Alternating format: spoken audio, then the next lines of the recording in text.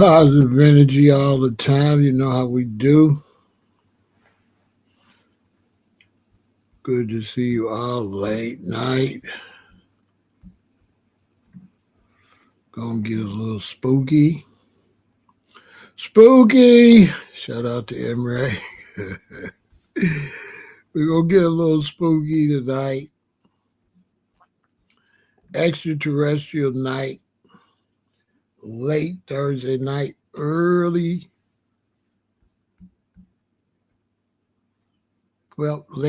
Wednesday night, early Thursday morning. Yeah, we're going to get a little out there.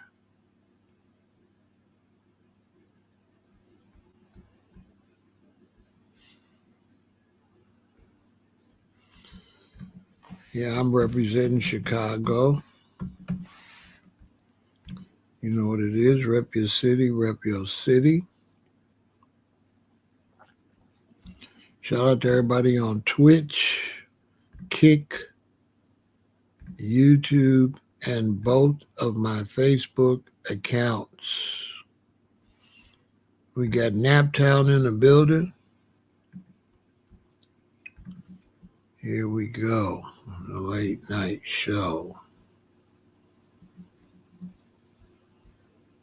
A little extraterrestrial.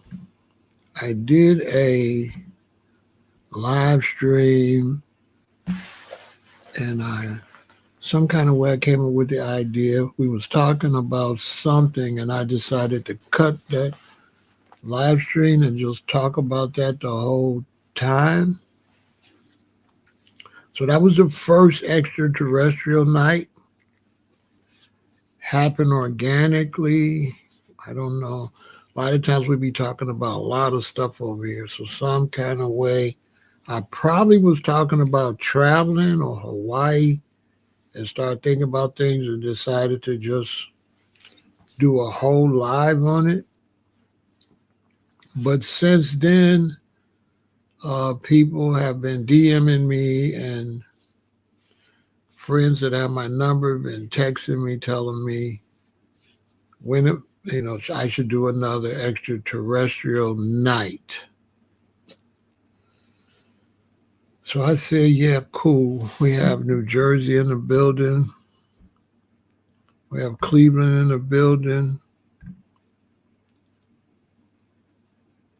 We got Texarkana. The snow and ice stayed longer than we thought. Yeah, because it's cold out, brethren. It wasn't going to go away. One thing they didn't tell everybody is based on the temperature, it's not going to go away. And it's not going to even be close to going away until it gets over freezing. Much love, Lady Bray. So, yeah, we got snow out there. This is the first snow we've had in about 3 or 4 years. We got Orlando in the building. Hi, Rhonda. Cutie pie. Good to see you. Yeah. Okay, I don't want to scare you ladies, with this tonight. So I'm not trying to scare anybody, but I'm just going to talk about some things. I'm going to be talking about a lot of extraterrestrial things in these episodes. You can go back and watch Extraterrestrial Night Part 1. It's in the playlist. Extraterrestrial Night playlist. Go check it out.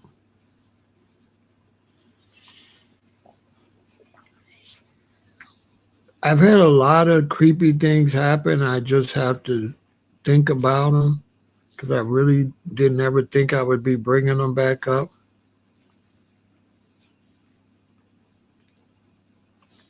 All the way back in my childhood, I remember one day somebody got a Ouija board and we went into their garage. We were all children and doing the Ouija board.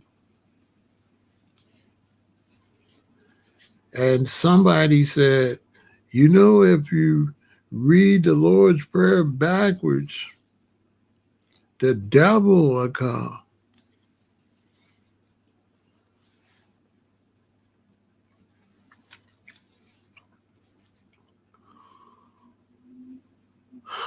So me, that stuck in my head. I went home at night. My room was here. My sister's room was down the hall, and my parents' bedroom was right next to mine. I guess they knew they had to watch me. So I had this little white mirror, just this little off-white mirror on the wall. I've never really, I guess I used it when I was brushing my hair or something. I can't remember. But I got a Bible, and I started saying the Lord's Prayer backwards. This is probably my earliest, I might think of something else, but I think this was my earliest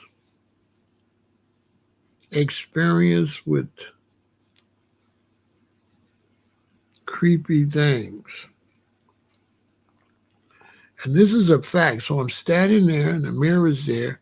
I'm not really paying the mirror no attention. I don't know why I was standing up there by the mirror.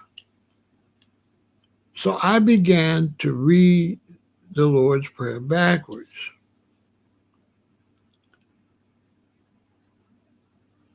And I did it wrong because you're really supposed to read the Lord's Prayer and flip the words around. So where it says, thy come, you say not come and stuff. But I didn't know, so I read it backwards. So I opened it up. I started reading the words. And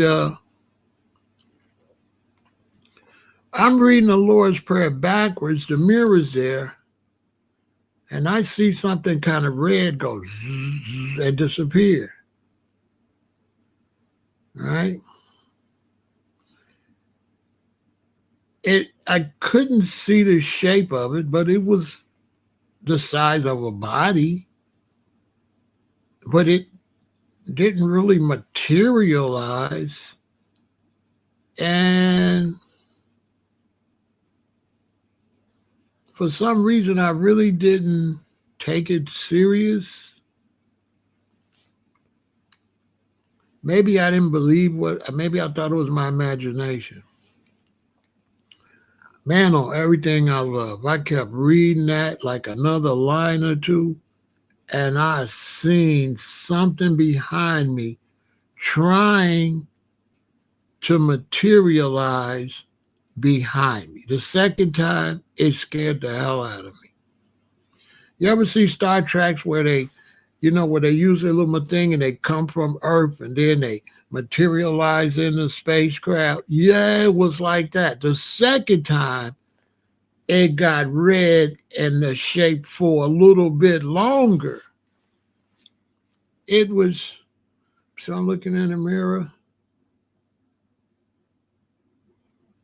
It was it on this side or that side? It was on this side. In the mirror, I look in the mirror and it was right there. And it went zzz. Hey, man. Now, that really scared me. That scared me so much. And I felt so ridiculous playing with the devil like that, right? I didn't know I was really playing with the devil. I just was a kid, just doing stuff. I probably was in the 5th or 6th grade. I don't think I was in the 7th or 8th grade. I might have been in the 7th grade. But I definitely wasn't in the 8th or 9th grade. I was little. And I started reading that backwards. I seen something go zzz and then go away. And I kept reading it and this was and in like more of the body. Like the first time, just a little bit tried to materialize. But when I kept reading it, more of it materialized. So I'm thinking, if I keep reading this thing is going to come. And it was terrifying. I ain't going to lie. It was terrifying. It's not a story you would tell. It's not nothing you would play with to tell this for no. There's no way you would tell this for no, just to be telling a story. It was terrifying. It scared me so much that I started reading the Lord's Prayer forward a bunch of times. I don't know. I thought maybe, yeah, a portal. I thought maybe if I go and read it forward, you know, I'm a kid. I don't know. I did the first thing to my mind. I started reading it over and over the right way, right? Man, listen. Hey, man. That was my first real scary, horrifying situation with like dark extraterrestrial things. I think I've had other experiences because I remember I used to have these dreams when I was a kid, but I can't remember. If I remember what that was about, I'll come talk about it. When I was a little kid, so I don't know if I was sick or what, but I was having these crazy dreams. But boy, I was about in the 5th or 6th grade. I don't think I was in the 7th grade.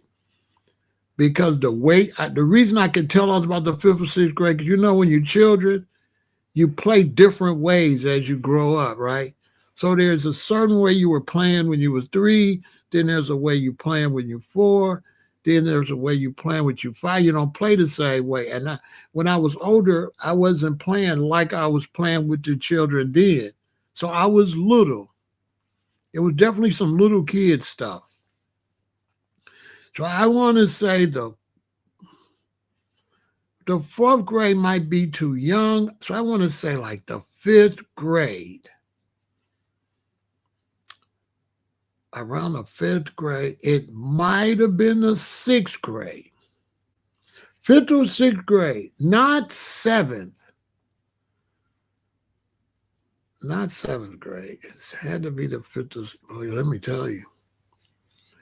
It started materializing in my bedroom at night. And I believe today, if I would have kept playing with that, my mother would have got up. I would have either been unalived or gone. Just gone. They would have thought I ran away or something. One or the other.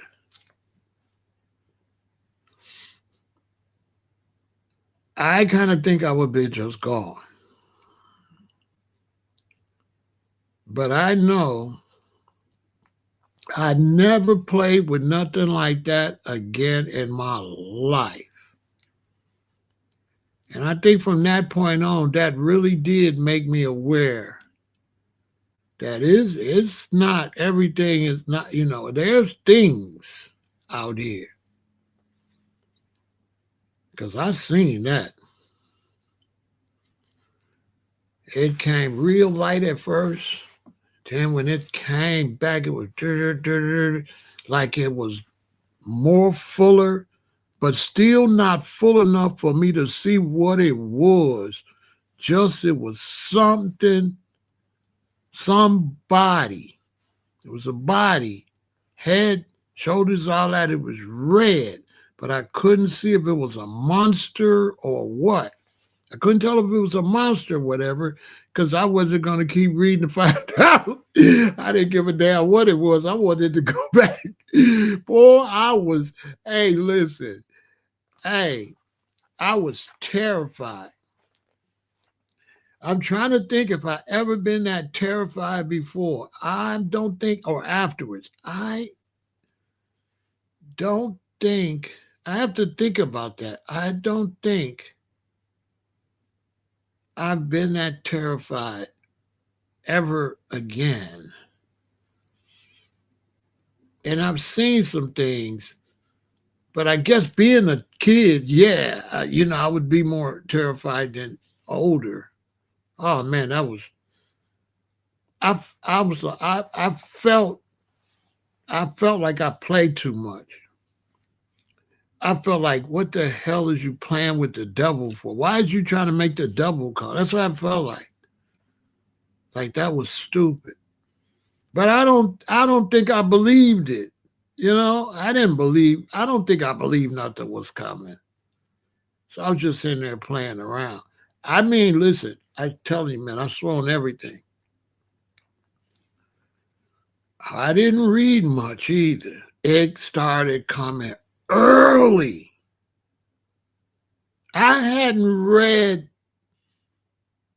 I had barely read 2 lines. I think I was towards the end of the first line, and then when I got to the second line. So it was coming right away. Not reading a paragraph. No, I didn't read no paragraph or nothing. I didn't get to read much, which is deep. Just think about that. It knew what I was doing, and it started coming right away. I'm telling you, man, I didn't read that much. I didn't read a paragraph for sure. I didn't read no more than 3 lines. Boy, that thing was coming, whatever the hell it was. Man, hey, look, as a child, that was very scary. I think that gave me a full understanding that if his wickedness is righteousness, I think that gave me a firm belief. Oh, there's a God and angels and all that stuff. Because it can't be no devil unless it's other stuff. You know what I'm saying?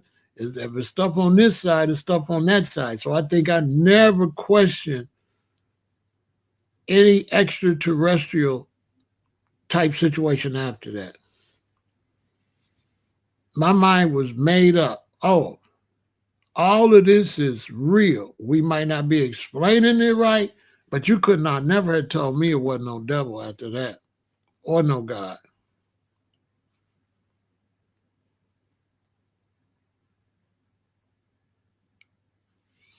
It wasn't ever headed this way, so they had lied. They was just hyping it. Okay. They didn't know if it was headed this way. When it was far, far away, Sharon, it was headed this way. So, in other words, if this is a planet, right, and it's far, far away and it's coming, you're going to say it's headed this way. As it got closer, you could see it's going that way. So from here, it looks like it's headed this way. But when it gets here, they notice, oh, it's a galaxy over. It's this many planets over. But they couldn't really tell that. So yeah, it was headed this way. But what they didn't tell you is this way is the whole galaxy, because it came from another galaxy. So when it came into our galaxy, at first they was like, it's headed this way. But as it got closer, they said it's going to be far out. So it did come this way, but not this way like right to the earth, but this way as far as here where all that stuff is at. You see what I'm saying? Sharons? You know what I'm saying? So it did come into our galaxy, which far away that is this way, but not that towards Earth. And they say it's a rock and this and that, but I don't think they could identify it because it had some type of force field. And I think all they seen was the force field. So it might have looked like a rock because the rock was the force field, for meteors and stuff to hit it. So that's why I didn't really panic on that, because I waited till it got close. And then when it got close, they started talking about it less and less, because it was not nowhere near Earth. I think it passed out by Mars. It passed close to Mars.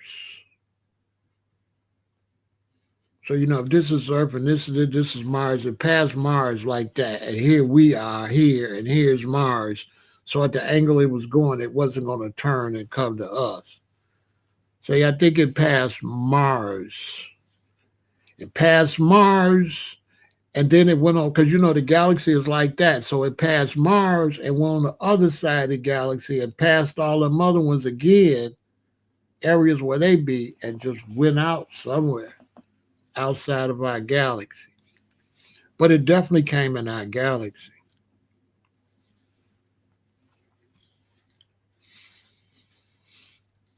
No doubt. So that was my earliest experience with that type of stuff. And as kids, we'd run home and watch creature features. I mean, we'd run home and watch Dark Shadows with Barnabas and vampires and stuff like that. We really got off of that stuff. And as far as like extraterrestrial stuff, angelic things and stuff like that, I'm not sure if I had another experience, but if I remembered, I'd tell it in another extraterrestrial night. But what I do know, my next experience,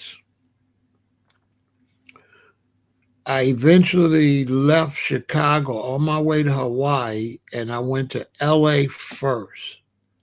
And when I got to LA,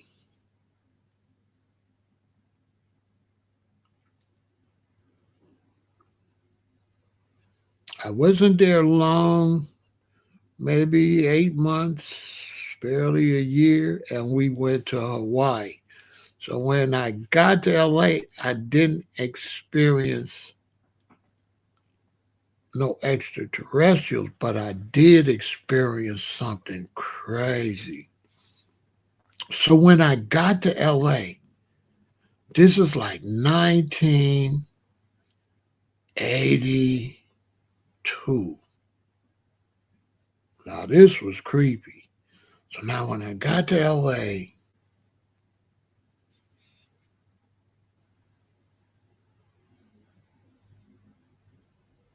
it was deep. I was hanging with this Rasta man, and he lived with an elder Rasta. So the elder said he going to Jamaica. And he said he going to Jamaica for the Nyabingi. So if y'all don't know, the Nyabingi is when they burn a big fire and they beat the drums and they chant down like Queen Elizabeth and Pope Paul. They chant them down. This is deep. So he went to Jamaica. So one day, y'all, we used to get up every morning and take our incense and go downtown to make sure we get downtown by, about 11:45 and sell our incense.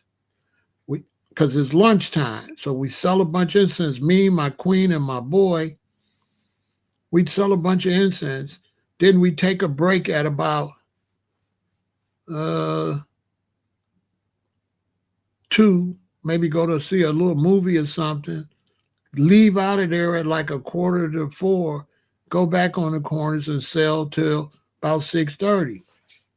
My queen would make like $250 a day, and me and my boy would make like $150 a day, sometime more. So we'd make like $650 a day, and this is 1982. Selling incense $1 a pack. Some people down there looking at us, thinking, "Oh, you down here selling incense for $1?" But we was making more money than them. Nobody down there working was making that kind of money. We lived together, and we had a nice little apartment. Apartments was cheap back then, so we was like rich. But because we was young, comedic, conscious Rastas, we didn't really care. We just would just sell incense and And I'm a businessman, so I was buying oils bulk and sticks bulk, so we was getting rich. This is deep. So one day we got up, we get on the bus, and when we got on the bus to go downtown, when we got outside, it was black outside. Right? It was black outside, like 10 or 11 in the morning. It was black out. Black. When we turned the corner, the sun was red.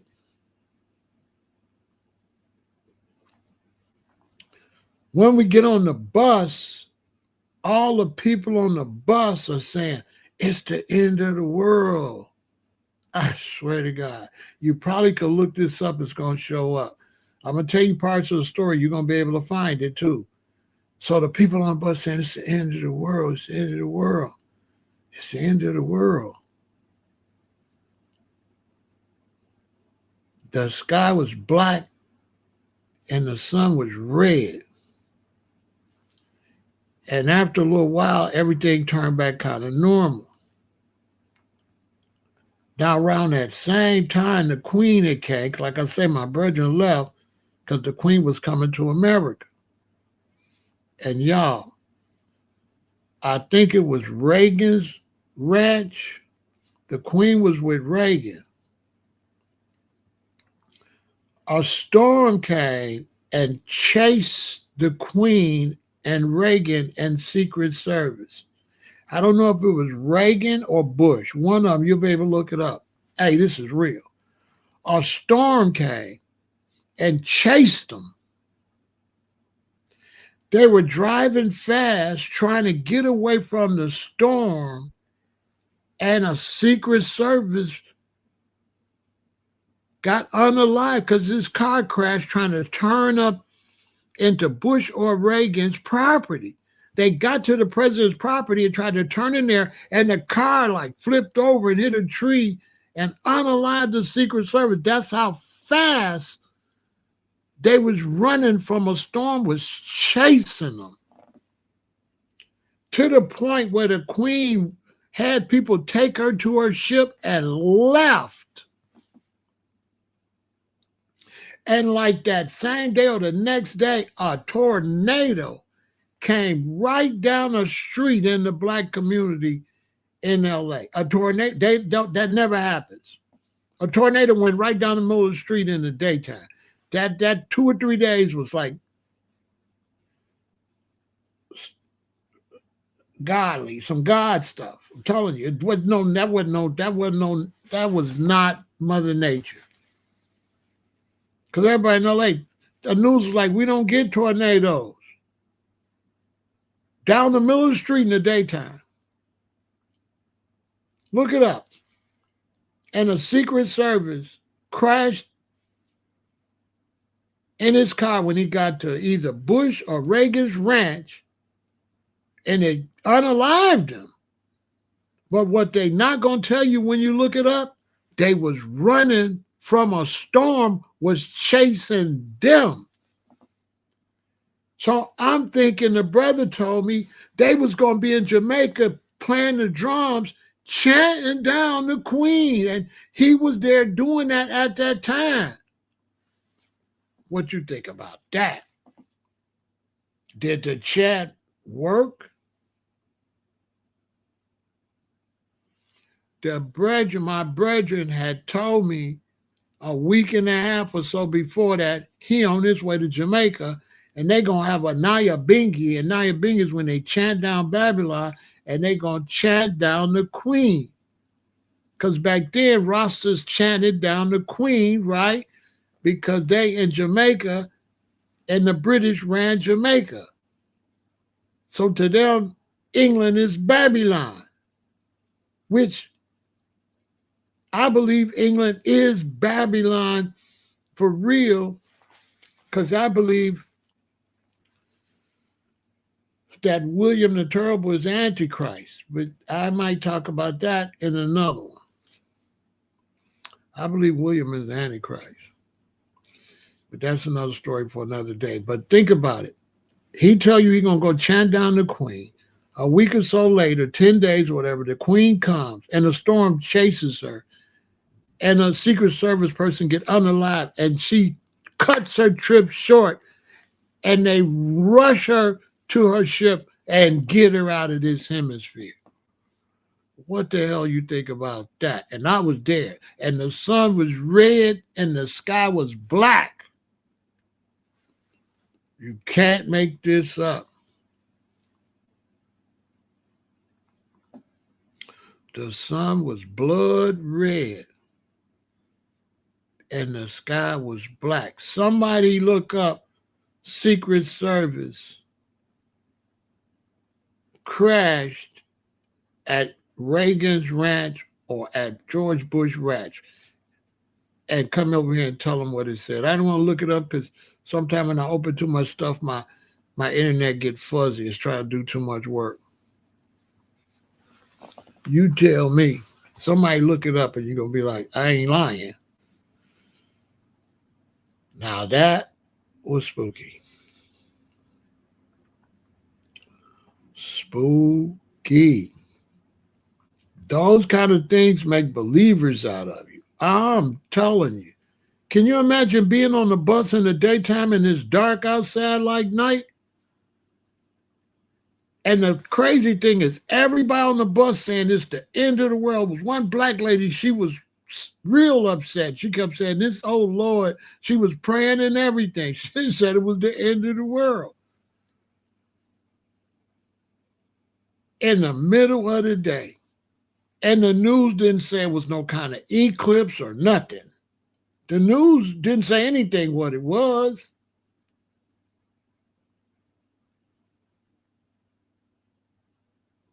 You found the crash. No, it don't mention the storm. No, it don't mention the storm. It don't mention the storm. It ain't going to mention the storm. That's why they was chasing their ass. They said he just hit a rock. Exactly. Now think about it. How would Secret Service hit a rock? And these are some of the best drivers in the world. Hit what rock? Where? Check it out, Rabbit. If he turned into the ranch, it could be a rock and it could turn him over. Now, the question is, how fast would he have to be driving for the rock to turn him over? And why was he driving so fast? With a whole contingency with you.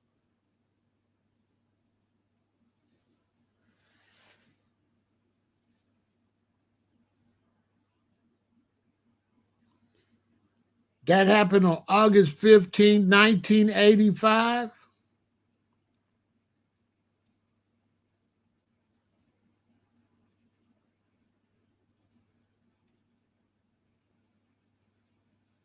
Because this story I'm talking about, I was still in LA. So it had to be 82.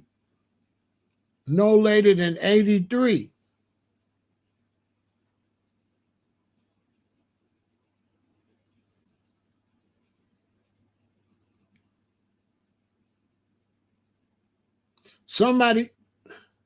Somebody look up Queen of England comes to Los Angeles, 1983. That's when it happened, because I was in LA when she came. I hadn't went to Hawaii yet. I didn't go to Agent Jerry Parr. Okay. 1985. In 1985, I was already in Hawaii. And this happened while I was in LA. Interesting.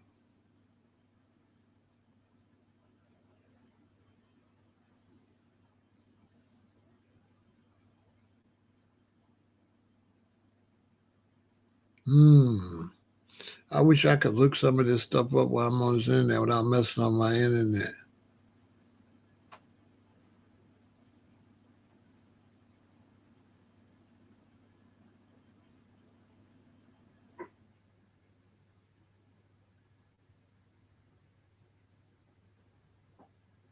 Because it can't be 1985. I would have been in Hawaii and I wouldn't have known what was happening in LA. I mean, in California, not like that. Interesting. Do they be changing around the stories and the dates and stuff to protect themselves? Huh.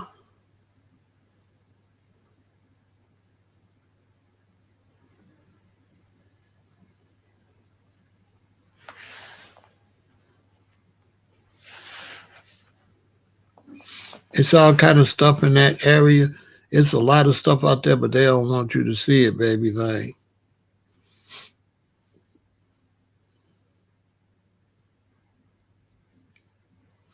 her tour was San Diego, Los Angeles, Santa Barbara, San Francisco. That was she probably. Yeah, that don't sound right because she fled. San Diego.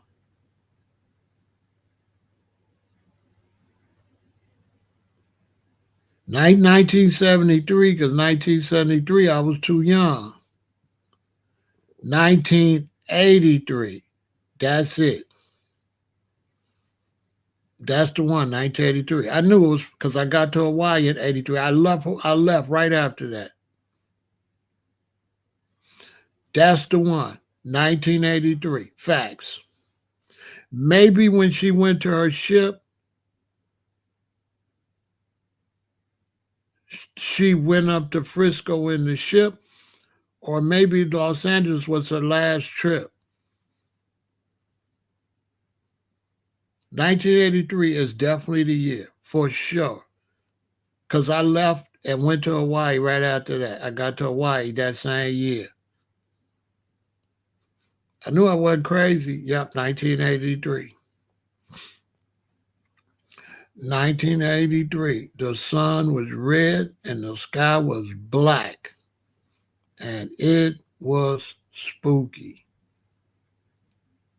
And yeah, boy, I can't forget that. And she fled. They took her to her ship quick. Now her ship might have went up the coast, but they got her the hell out of the LA area.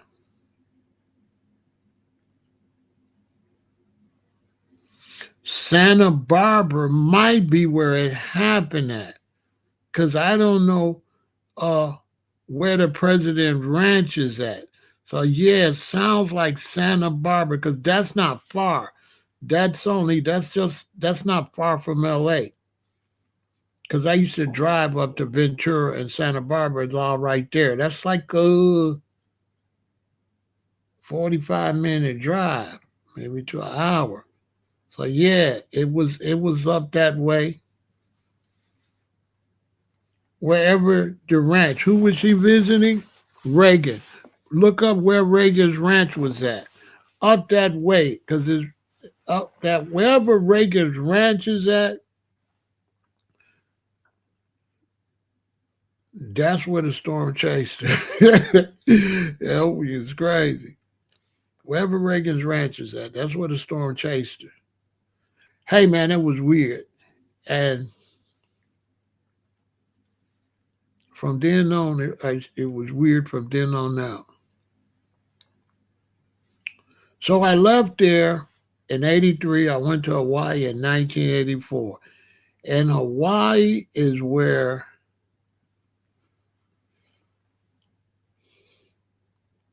I was made to be to really know that there's many, many other things out here.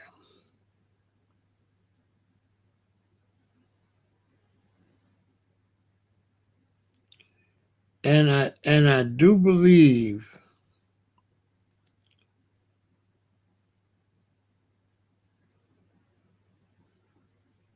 certain things we were doing protected us, like being plant based and not really having no animal flesh or bones.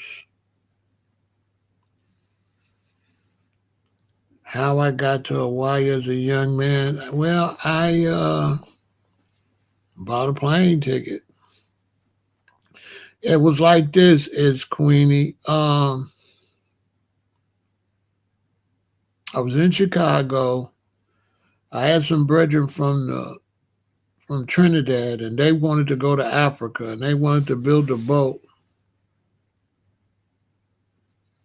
You found some. It says it was the kind of weather that only happens for centuries. I'm trying to tell them. I told them. I told them. I told them. The moon was red and the sky was black. It was Santa Barbara. Yep. Yep. Right up the road. Yep. So how I got to Hawaii is I knew some Trinidadians and they wanted to go to Africa. And I didn't want to go to the Caribbean islands and stuff because I didn't want to be surrounded by dudes from the Caribbean and they mistreat me and stuff like that because I'm a foundational Black American. So I came with this great idea that if I want to go to an island, why not go to an American island? So I said, I'll go to Hawaii because I wanted to experience living on an island. I wanted to eat coconuts. I wanted to learn how to cook outside. I wanted to do what the Trinidadians do. So I came up with this bright idea. So I said, you know what? As a matter of fact, instead of leaving Chicago, going to New York, and coming up in West Africa, I want to go to Egypt and Ethiopia. So why not go to Hawaii, China, India, and East Africa? So I came up with this crazy idea, young. I'm going to go the other way around. So I made a plan to go to Hawaii. So we get our ticket, we go to LA. How I got to LA, I'm at the beach one day. A dude asked me if I got some herb. I said, no. He said, man, I'm from LA. I said, okay, yeah, I got some. He was from Compton. Gave him some herb, and he would come to the beach every day. We became close. I went to a reggae show and seen the Rastafarians, and I had a little pamphlet, a little magazine, a leaflet, pages, where the Rastafarian was selling these clothes, and I seen that they lived in Northern California. So I wanted to go to Northern California. So I told the brother I want to go to California. He said, my brother got dreadlocks. He live in Compton, right by LA. I'll call my brother. Y'all can go stay with my brother till you get on your feet. Cool. We went and bought our ticket, got all our bags. I got my trumpets and everything. We got a ticket on Greyhound. We went to LA and then to Compton. So that's how I got out there. And my plan was to go to Hawaii and go around. How my plan came into fruition is one day riding on the bus, me and my brother, we sitting on the back of the bus, and the brother get on the bus with some dreadlocks, and he come to the back of the bus. He said, Rasta, and he was from St. Louis. He was from Missouri. And he was a foundational Black American Rasta just like me and my brethren. So I get to talking to him, and he said he was just there for a while trying to get his Social Security together, and he going back to Hawaii because he had went to Hawaii in the military, and when he got out the military, he stayed there, and he just became a Rasta and lived off the land. So look at how the Most High worked. We on the bus in L.A., a big old city. Out of all the buses to get on, the brethren get on our bus. And I said, I want to go California, Hawaii. Boom. Here come a brethren from Hawaii. So he started coming by the house, we hanging out. Then he says he finna go back to Hawaii. We get his contact number, and we start working on getting our ticket to go to Hawaii. When we finally called a house he stayed at, they said he wasn't there because a hurricane came and a big tree or something fell on the house and destroyed the house. So I told my queen and my best friend and her daughter, y'all stay here. We bought the tickets. Well, my ticket first, and their ticket is 7 days later. So say like I'll get there Friday, and they get there the next Friday. I said, let me go and find Shay Shay. So I got my tickets, went to Oahu, Waikiki, found Shay Shay the next day. How I found him is I asked everybody where the rosters be, and they said, well, they put having a reggae movie at the university. So I went to the university, but he didn't show up, but some other rosters showed up. So I went and slept in some grass by the university, got up the next morning and walked to a Honolulu, to Waikiki, and I'm gonna take the bus and go up north where the other rosters at. So when the bus came up, I got on the front of the bus and I seen Shay Shay get off the back of the bus, the same bus.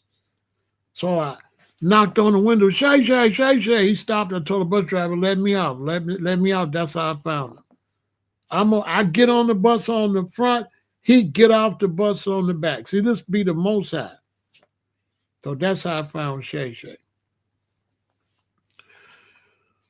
So I'm on the Wahoo, Waikiki, doing my thing.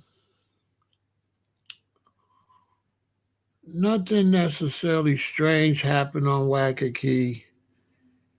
And I met another Rasta named Bongo, and he kept telling me all the people that grow, all the outlaws are on the Big Island. That's where they grow the herb at. So I said, I want to go to the Big Island. So we went, put the van in the shop. We had a Volkswagen van we had purchased out there, put it in the shop, got new wheels and everything, shipped it to the Big Island, and went to the Big Island. I wanted to go grow.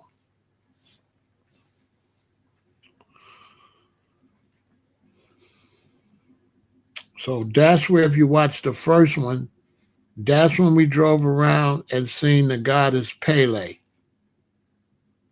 at the beach in Hawaii, and the two volcanoes went out. You got to watch Extraterrestrial Night 2. And so after seeing and realizing we seen the goddess Pele, that's when we knew that we was living in a mystic place. And in Hawaii,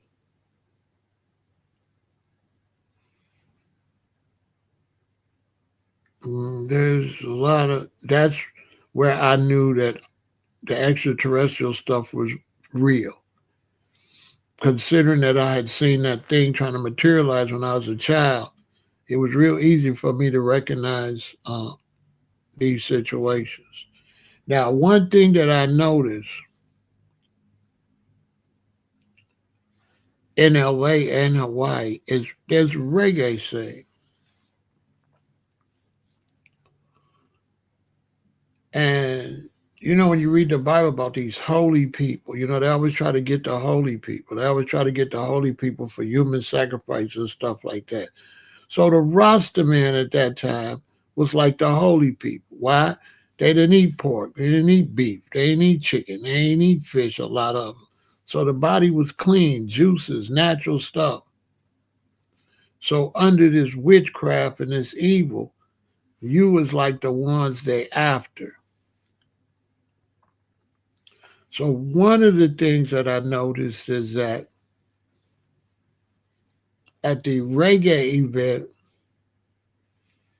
would attract witches and warlocks.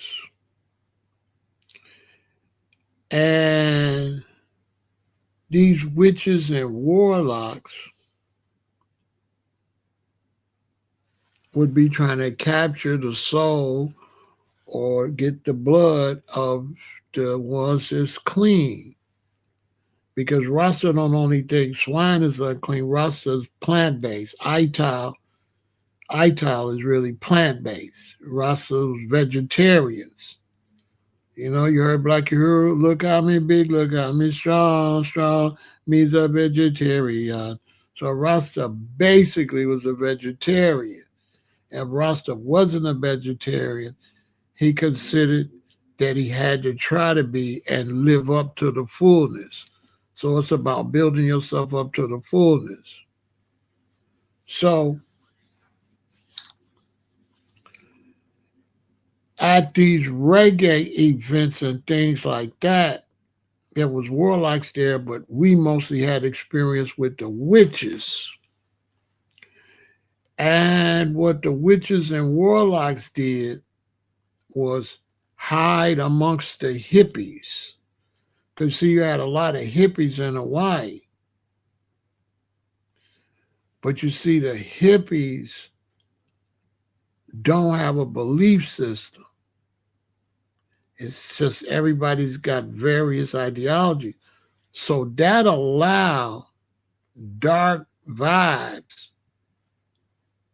to mix in, yeah, like Charles Manson, to mix in with the hippies. So that was my first experience with like witchcraft, because these witches and warlocks, they would hang out at the reggae events, because the reggae events would bring in all of these people with ulterior minds. And what they would do is they would be dressed like flower children.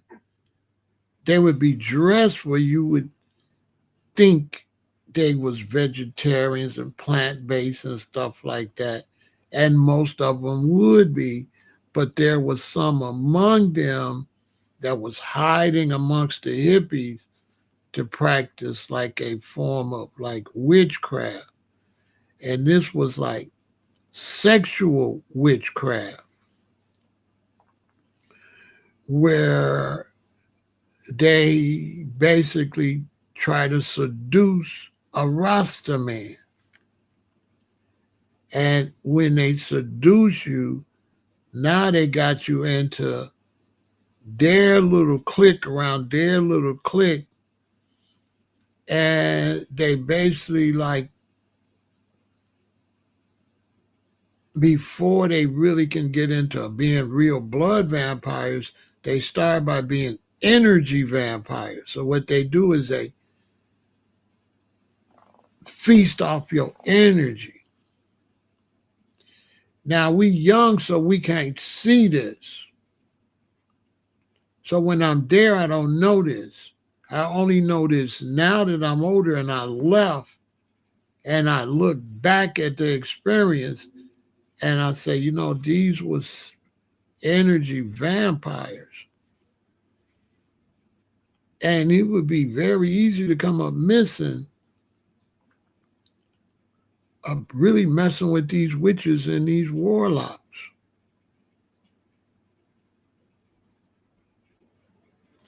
It was one hippie, he was older. He didn't have no hair. He was bald head hippie, all dressed like a hippie. He like 60.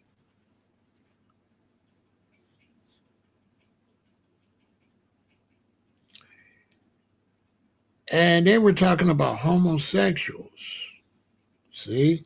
We in the room and that just come up. And he says, I'm omnisexual. Now, nobody really heard that but me. And he had on all these, finger paint. You know how they have on the rainbow colors and stuff?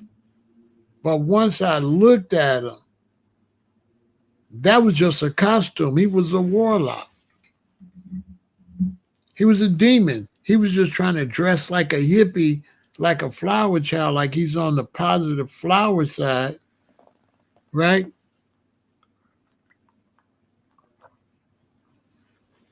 No, they don't offer anything to you.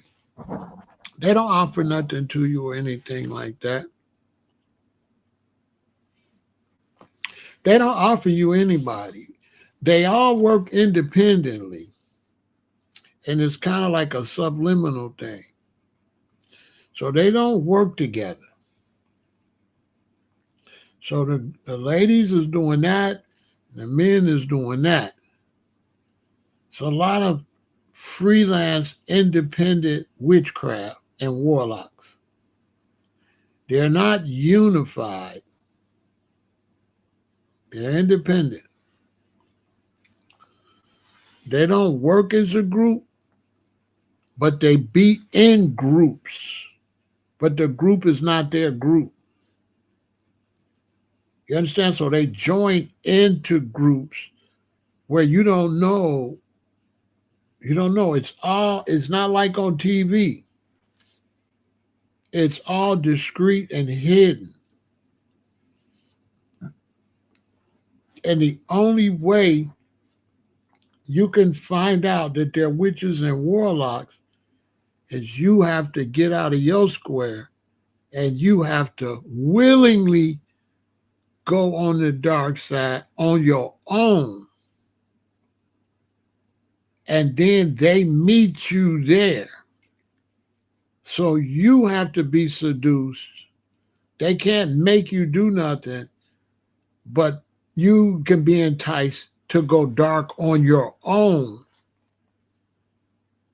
So this is what a lot of people don't understand about the dark side.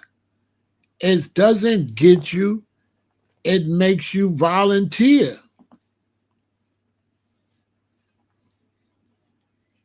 And one of the ways they get men to volunteer is through sexual enticement. You out here, you just having a good time, you just sleeping with women, and you never know this woman is that. You just think it's just another woman.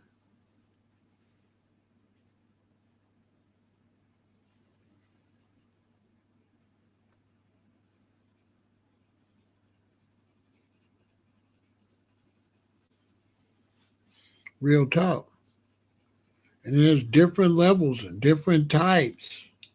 Witches, vampires, all kinds. But you have to commit. They don't have the power to make you do nothing. Like Lucifer and that dark side has no power. They have absolutely no power. The only power they got is the power of persuasion to get you to go on your own on the dark side.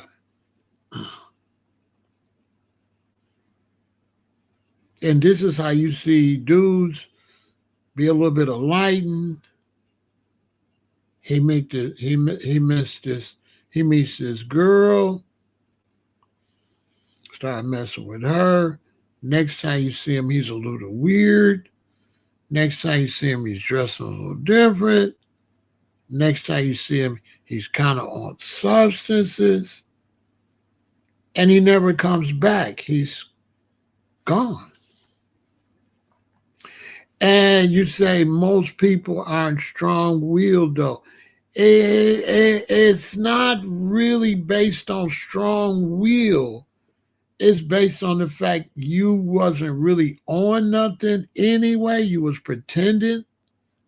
And so they manipulate that. So it's not like, oh, positive brother, and they break your will. No, the whole time you're emulating your positive brother. You don't have no will.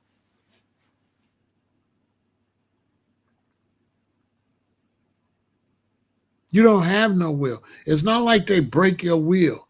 Like if you firm in what you're doing, just naturally, you won't click with them. You only click with them if you're a hypocrite and you're not what you're portraying. If you are what you're portraying, there's nothing they can do with you because their world and your world won't match. In order for their world and your world to match, you already got to be a fraud. They don't make you no fraud. They bring you in, you just like that. So they don't break your will. These people don't have no will. If you on a righteous path, they don't get no time. They ain't gonna even get enough time to break you. You see what I'm saying, this Queenie B? If you're on the righteous path, they don't get no time to work on you and break you down.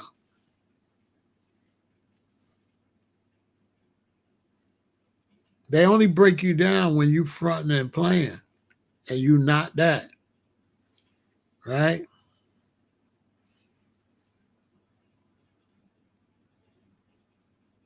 So if you're like a real Christian, they can't break you down. But if you are fake, just saying Christian stuff, but that's not really you, anything can happen. So that's when you see the preacher doing all this crazy stuff because he wasn't never that. They didn't break him down. He was a fraud anyway. They didn't break him down. They took him because he was in their world anyway.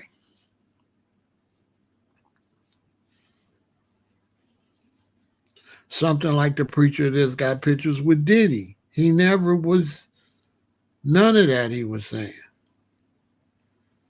He was never that. That was all just a skit.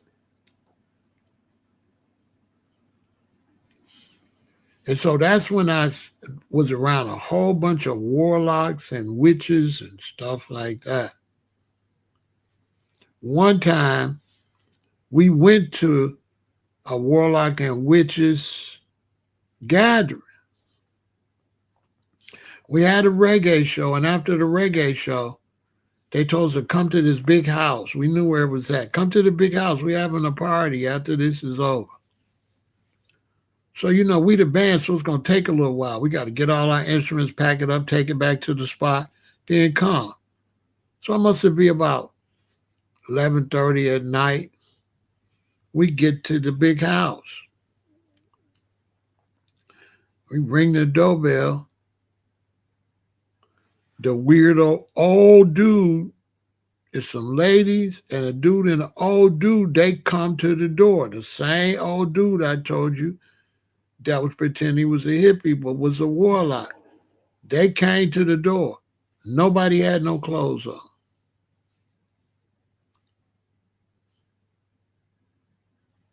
So we go in. And when we go in, everybody in there is naked.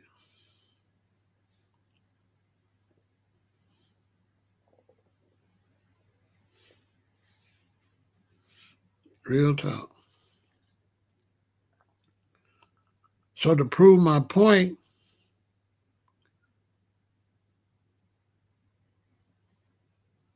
I was on such a powerful vibe.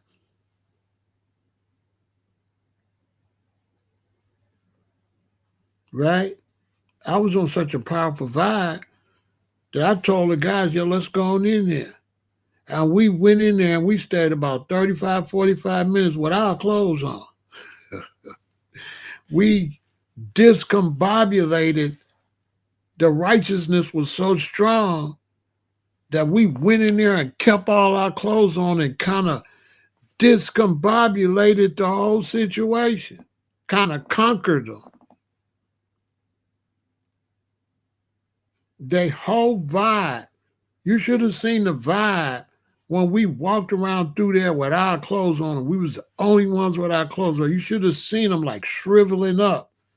Like you could see the energy. The energy was weird, you know what I'm saying? And I knew, because I knew it was some conquering stuff because I loved it. Like I really enjoyed it. Because I enjoyed walking around in there with my clothes on. Like later for what y'all on. Like that. Like dominant. We walking around with military clothes because, you know, we wear military clothes. We a reggae band. So we walk around with camouflage on. Everybody naked. You know what I'm saying? And so we wasn't uncomfortable at all. We went in there and smoked all their stuff up and left and laughed. Well, what they thought this was. That's what we was on. It was like, what they invited us at. Do they know who they inviting? Y'all thought we was finna come in there and get on what, man, y'all crazy. So we went in there like, we ain't getting on none of that. So instead of us coming and being suckered into their witchcraft, we come in there like Christ-like and put the light and energy all on them and got them shriveling up. For real. We dominated their energy, had them shriveled up.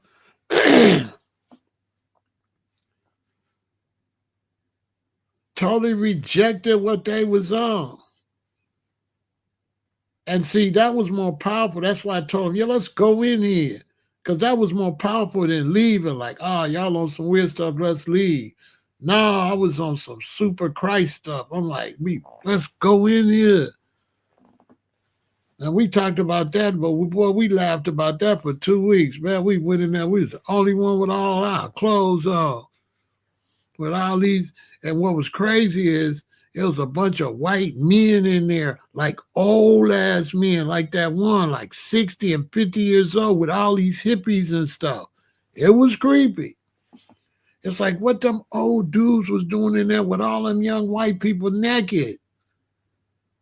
What?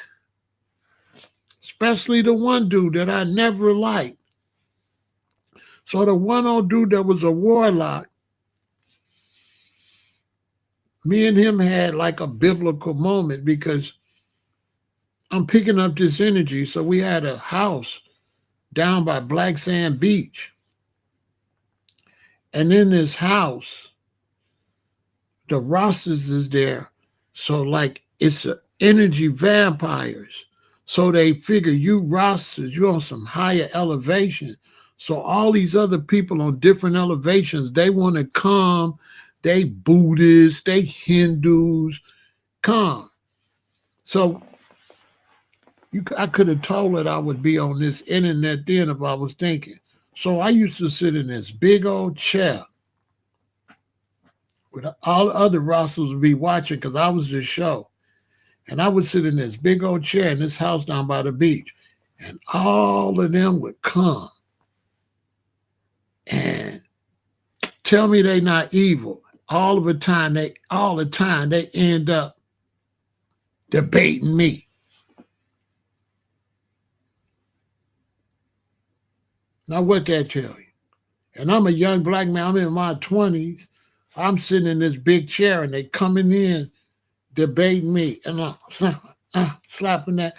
All their conversations, slapping on the ground. All of them. So after the first couple of days, they started bringing people. They brought a Buddhist monk, like an old Asian Buddhist monk. They was worshiping this dude. I'm only in my 20s. The Buddhist monk, he probably was like 65 or something like that.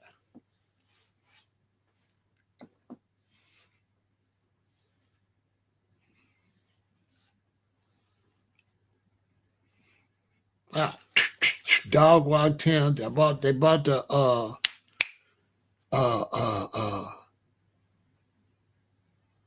Bhagwan.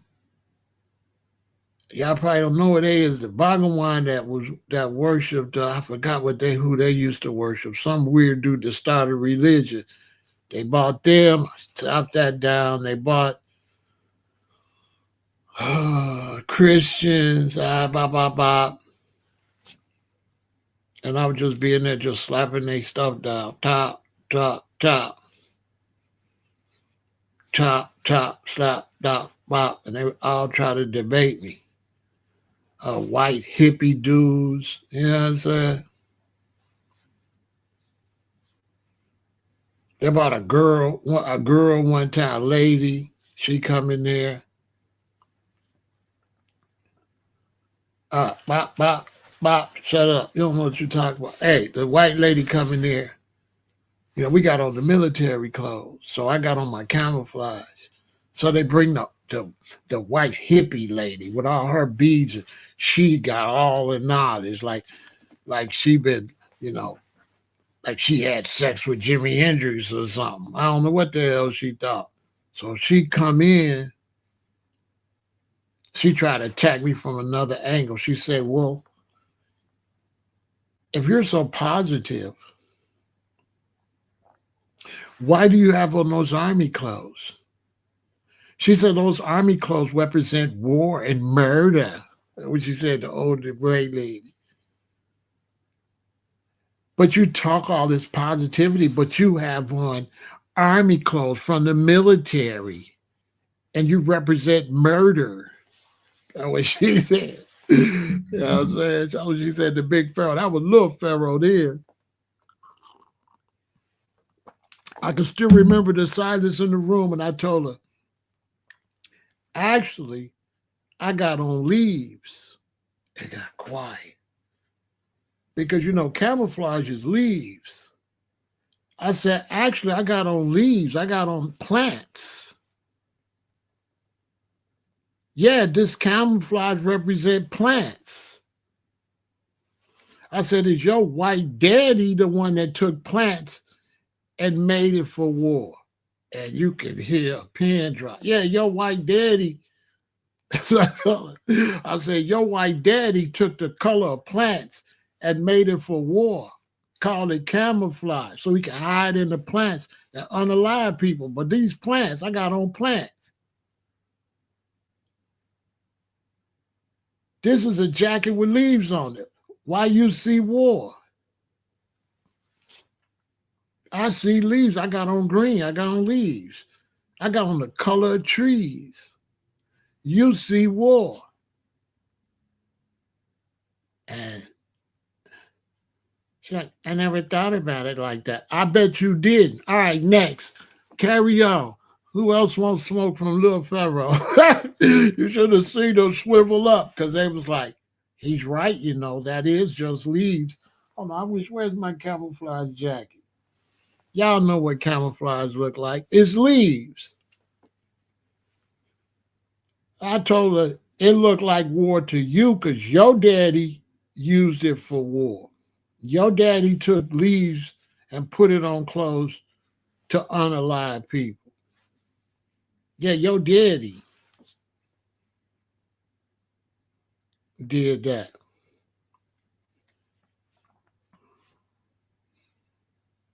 You could. It was just silence. One of the, it was quiet as hell. You know what I'm saying? Yeah, it was quiet, quiet, quiet. I'm looking at her like, you know, you ain't my type, but I'll knock your back in and convert you. Shut up talking to me. You can't turn me. I'll knock your back out and you'll be on my side. You'll be running around here to my, oh, Rasta. Girl, listen. You know you'll do what I tell you. Get your ass out. You out of here. Also, then they took me to the Buddhists. They gonna show me. The big Buddhists came from Japan. No more of the little bootleg Buddhists. They brought me Buddha himself. The head Buddha dude came in. The head Buddha dude. They took me to the Buddha dude, the big Buddha dude. Yeah, they took me to the big Buddha dude because I was constantly knocking stuff down. They took me to the Buddha dude after I disrespected the Hare Krishnas. That what made them mad. Took me to the Buddha dude because they took me to the Hare Krishnas first. They had vegan food every Sunday. They was constantly trying to find people that could debate me. So they took me to the Buddha dude, to the Buddha place. I mean, to the Hare Krishna with all the Hare Krishna. This is my black ass. Oh, man, I wish I could shoot a movie.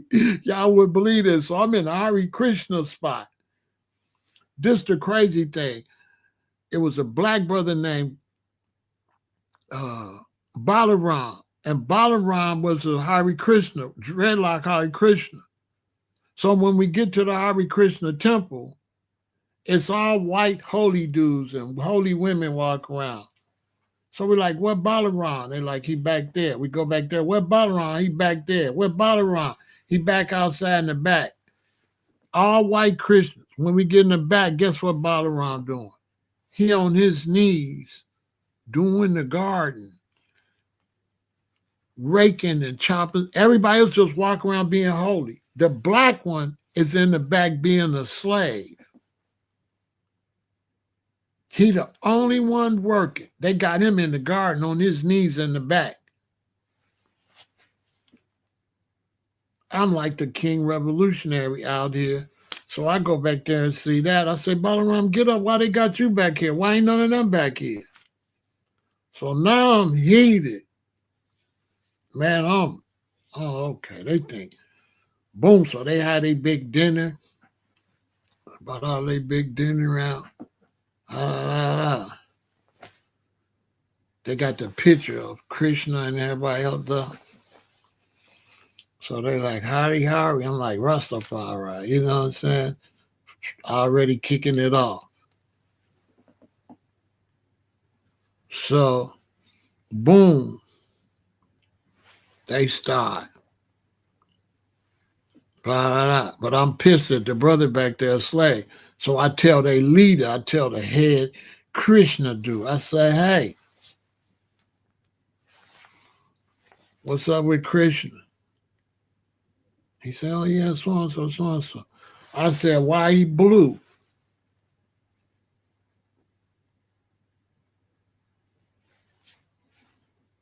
It get quiet. Oh, because you don't want to make him black because he's supposed to be black. So you're going to make him dark blue. You know Krishna's black. It get quiet. And I'm really not teaching like I teach before. I'm really on dummy because you got my brother back here on his knees digging. So I got on these military clothes and I'm really not saying it cool. I'm kind of like, you know what I'm saying? Say so. You know what I mean? And he's like, oh, I never thought about that. Well, think about it. He's supposed to be black. Y'all don't like black people, so you're going to paint him any color but black. You're going to make him blue in anything other than his real color. He, yeah.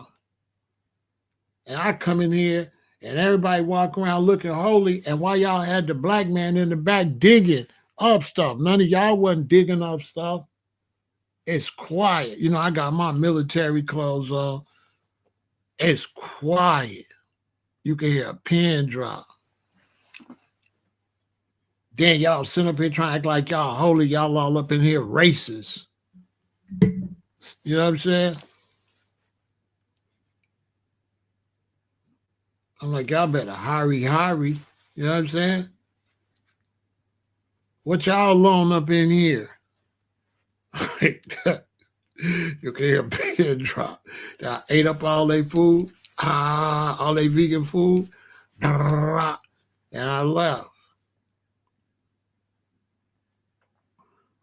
I ate up all their stuff. I was I just kept eating while I was dissing them. Yeah, and y'all, because at first they gave me this food and it was this meat on there. I'm like, what is this meat? They're like, no, that's not meat, that's jackfruit. I'm like, man, show it to me. So they took me out, they showed me the jackfruit. They took me in the kitchen and showed me them fixing the jackfruit. That's the first time I knew that jackfruit could make meat. It really looked like beef. All right, cool. Because I don't be trusting no cults. You know what I'm saying? So after that, that's when one of them ones, they feel like the white Krishna dude, he wasn't authentic Hari enough. He wasn't Hari enough. So they want to shut down little Pharaoh. So now they take me to the Japanese from Japan, like Mr. Buddha for real, like the main Buddha dude. Cause I won't behave. This is real. This is a real extraterrestrial. We're gonna get to some witchcraft and all that in a minute. It's gonna be a long night. So they take me to the Buddha dude from Asia. Right? So he got everybody coming up there and he got them sit down and he said, you have to, whatever your desires, you say, I ring it kill, something like that. I never learned it because I'm difficult, but they were saying something like that. Ring it kill. You know what I'm saying? So he telling everybody to come up there and ask for their desires and say, ring it kill. I'm chilling. I don't want to be confrontational with the old Buddha dude, Asia dude from over there. But he made a mistake. He looked at me after everybody went. They always do this. They want to break you down. He told me, why don't you come up, young man? I'm thinking, are you sure? He said, yeah, come up. So he get me, and he put the little thing down, and they got the incense burning. He told me to sit in front of the incense. He showed me how to sit, and he said, now, think of what you want, and then chant Aringi Kyo. Some of the roster brothers and sisters is there. This is the big moment. They're going to break down Little Pharaoh. They couldn't even break. So I sat down, and I said, Cadillac, Cadillac, Cadillac, Cadillac, Cadillac, Cadillac, Cadillac. So he stopped me. Hey, he said, what is this Cadillac? I said, Cadillac, the car. He said, well, why ain't you said, why you don't say Haringi Kyo? I said, listen, you said sit down and say Haringi Kyo to get what I want. I said, I don't want no Ringi Kyo. You know, it's a real ignorant. I told the old Buddhist dude, I don't want no Haringi Kyo. I don't even know a Ringi or a Kyo. So why would I sit here and chant for a Ringi Kyo? I'm going to chant what I want. Cadillac, Cadillac, Cadillac, money, Cadillac, money, money, Cadillac, Cadillac, money. The Buddhist dude shut him down. You know, all the black Rosses is laughing. All the Ringi Kyo people, they can Ringi and they can Kyo. Man, miss me with the bullshit. I'm not chanting no ring. I don't know what that is. This is witchcraft. Got me chanting something. I don't know a ringe and I don't know Kyo. Okay? But I know Cadillac, Lincoln, money. Ain't no way I'm chatting a ringe or Kyo. Dude, you better take your goofy ass back to Japan. You know where you at? Come on, man. They had me effed up before they even used to have people effed up. I wish I would have knew you got me effed up. I would have said that then, man. Because they had me effed up and they never had people effed up yet. But they had me effed up way back in Hawaii in the 80s. A Ringe Kyo. When y'all gonna stop playing with me? I'm not a Ringe or a Kyo. Dude, take your ass back to Hiroshima and Nagasaki. Get the hell up out of here with that bullshit. Dude, you got me messed up. I'm black. I ain't saying that weirdo stuff. Because I'm really pissed at the black hippie rosters that did it. So I'm kind of dissing them too. I'm looking at them. Y'all bust their asses. Y'all will follow anybody. Ain't let these people come over here with all these weird ass religions and shit. You know what I'm saying? From the time I got to Oahu, they was tripping. I got to Oahu. This is before I got to the Big Island. There was a brother out there named, what was his name? Dallas. And he had a big old purple building. It was a movie theater, and he painted it purple. And they was worshiping Bhagawan. They was out there worshiping all this stuff. So I get there. Let me show you how black people is. So some black Rastas out there. They're like, yeah, Dallas over there. He's supposed to be a Rasta, but he over there worshiping Bhagawan and da-da-da. Right? So I say, man, the hell we do. Where you out there? I just got there from LA, so I'm on some revolutionary gangster. I was like, man, the hell with Bhagawan and all that purple and stuff on. Boy, he's supposed to have on red, gold, and green. Why? Do you know they went back and told him that I was dissing him? But they the ones was dissing him, and I just dissed along. So we sitting at our little apartment,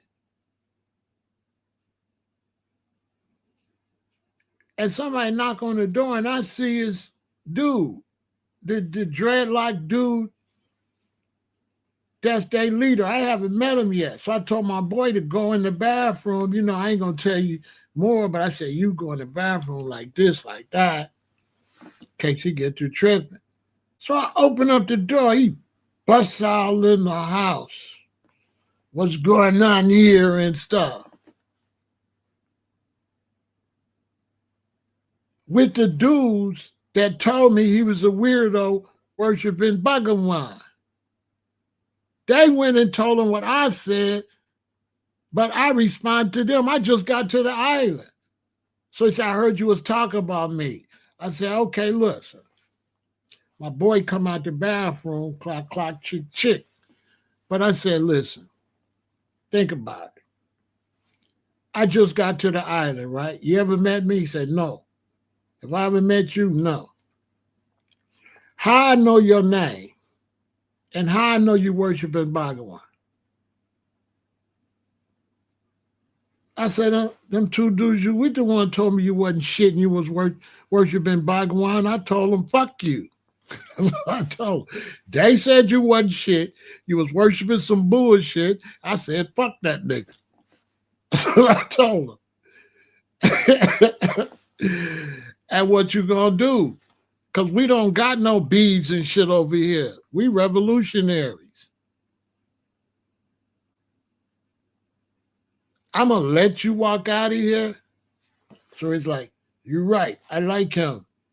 How the hell he know? I said, see, they told me you wasn't shit. I told them, fuck you.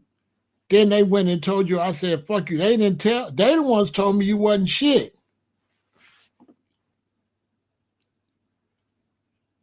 And me and him, we end up being cool like that. Because I told him, since you got all this purple shit on and you official Rasta, go give me all your Rasta stuff. You ain't wearing it. You're around here worshiping weirdo stuff. Rama says, you're too much, man. Man, you walk around with purple and all that on, running the game on these people, getting you a coat. You say, because he tell me, one day you're going to see I'm an official Rasta. I said, man, give me all your official Rasta stuff. Because you ain't wearing it. You walk around here with butterflies on, looking all sweet and stuff. Run up, man. Do you know? You should have asked him who you was running up for. You know where I'm from? I'm from Chicago. I just left LA. Boy, you was a wolf, you know. I was like, boy, you out here running around with pink and shit on. You know what? Bro, listen, man. Dallas, this show you how people are. They tell me he ain't nothing. I go along with it.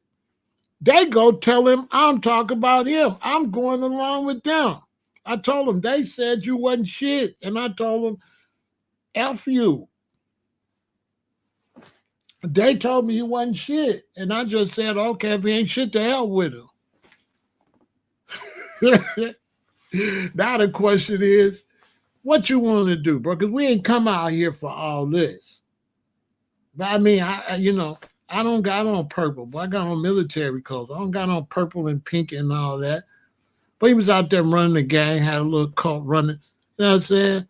He was running the game on his little, all them weirdos out in Hawaii. So I didn't hate on him. I was like, all right, if you religious pimping, go ahead and pimp.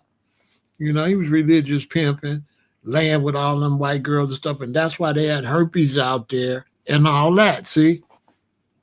I avoided all of that because they was out there doing sex magic and was a bunch of witches and warlocks for real. And the thing about witches and warlocks, they got to get you in a certain position before they reveal themselves. So if you get sloppy, somebody that looks like a regular human being, if they can get you enough influence, they can turn into something. Yeah, because you're dealing with this lady under some weirdo situations, under some cult situation, under some sex magic, and she can get you in a back room and you lay down and open your eyes and now she don't look. You find out that was just a witch pretending to be a beautiful maiden. But in real life, it's an ugly witch. And a lot of times they have to do stuff. They have to get stuff from children or from people to stay young. So a lot of times, if she don't get a man to give her some type of fluid, she'll get old. So she'll be 25. She'll do this sex magic and take a fluid from you, and it'll make her look 21. But when it wears off, she don't go back to 25, she go to 40. Then she do some more sex magic, and she only go back to 25. When that wear off, she go to 60. She got to do some more sex magic, and she might go back to 30, 35. The next time, she might go to 90 or 100, to the point she start going to a dead woman, a old sea witch type. I'm telling you. So a lot of y'all brothers out there doing the oral sex and all that, she doing that for age purposes, because you got to understand now that sperm makes what? Babies. So it's what? The fountain of what? Of youth. The fountain of youth is between a man's legs.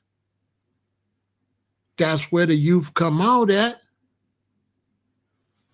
So they want that liquid to prevent aging. And if she get to the point where she don't get it, she'll turn to dust. You'll wake up in the morning, it'd be bones and dust in the chair.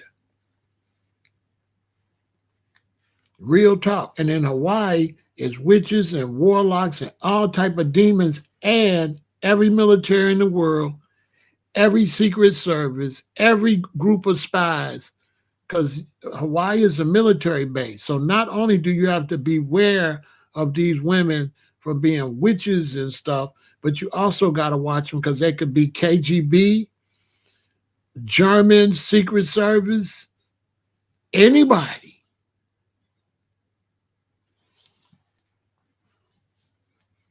This is where all that stuff is at. When they be telling you Hawaii is a mystical island and all that, yeah, go out there and play around. You know what the missing persons list is like out there?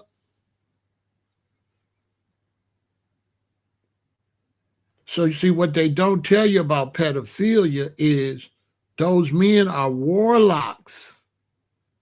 They're not doing that. They're not being with these young women for sex. They doing it for age.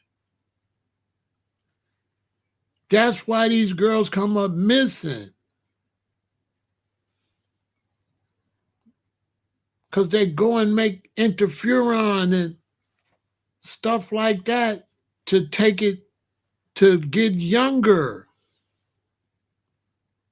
This is what was going on when all the little boys was missing in Atlanta. He didn't do that because the tips of their penises was cut off, and it's interferon in the tips of young black boys' penises until they get about 12 or 13 years old. It's only in there while they're young.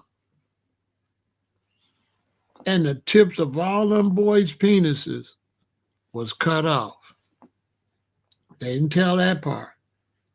Now they make what? They say they make it artificial interferon, right? Is it artificial?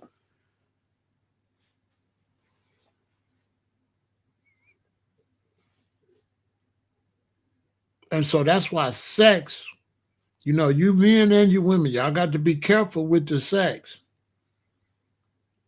Because the sex is the way they open you up to a demon world. It's a lot of demon behavior in that.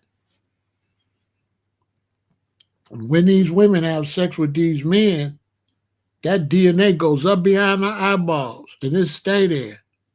And every man she have sex with, part of his DNA is behind her eyeballs. If she been with 10 men, it's 10 men's DNA in her head behind her eyeballs. It never dissolved back there.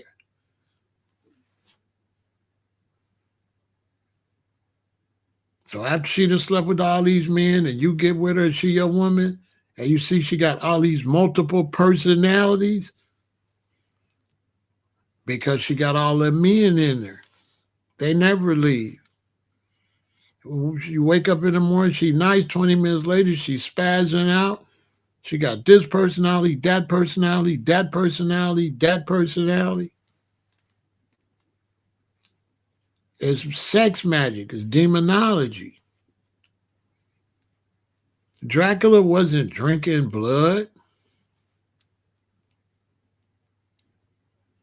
No.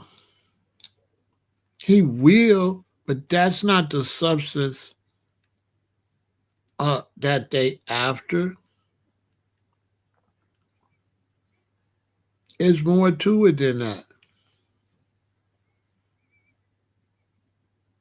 And there's witches and warlocks everywhere. Werewolves too. Everywhere. There's not no, they don't feed you like that. The food you are eating is to hide the werewolves and vampires. So they feed it to you too so they won't stand out. They don't want to be the only one eating a cow or eating a chicken or eat. You have to think about why you want to eat the animals.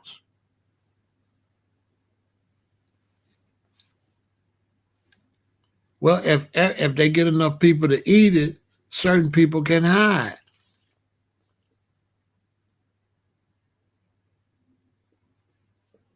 Because when they start hunting these vampires and these werewolves, they had to go underground. And they was no longer able to get their fluids and stuff from people. So they began to get it from cows and sheep and stuff like that. Because they couldn't get it from people. So in order to get this stuff from cows and sheep and stuff like that, they had to make it a delicacy. They had to make everybody do it so nobody stand out. You just think about the butcher. Is the butcher a normal person back there chopping up all them animals? No. He got you thinking he's just a butcher. No, he's not just a butcher. Who could take all that blood everywhere? Who you think work at these factories that chop up all these cows and stuff? You think those is normal? You think all them people in there is normal? Some of them are.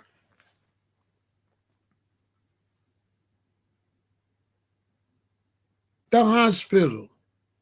When you in the hospital, who's up on them floors with the lights on in some of them laboratories at night like that? And every day they come in, they got to take blood. You ever been in the hospital? How much time, if you stay for a week, how much time they come take blood, take blood, take blood, take blood? What they doing with all that blood? What you think they doing with all that blood, taking your blood, taking your blood, taking your blood, taking your blood? What you think they doing with it? Where is all that blood? How much blood is in the blood bank? And where does it go? And where is it really? What do they do all the blood out of the animals that they feed you? Where is all that blood?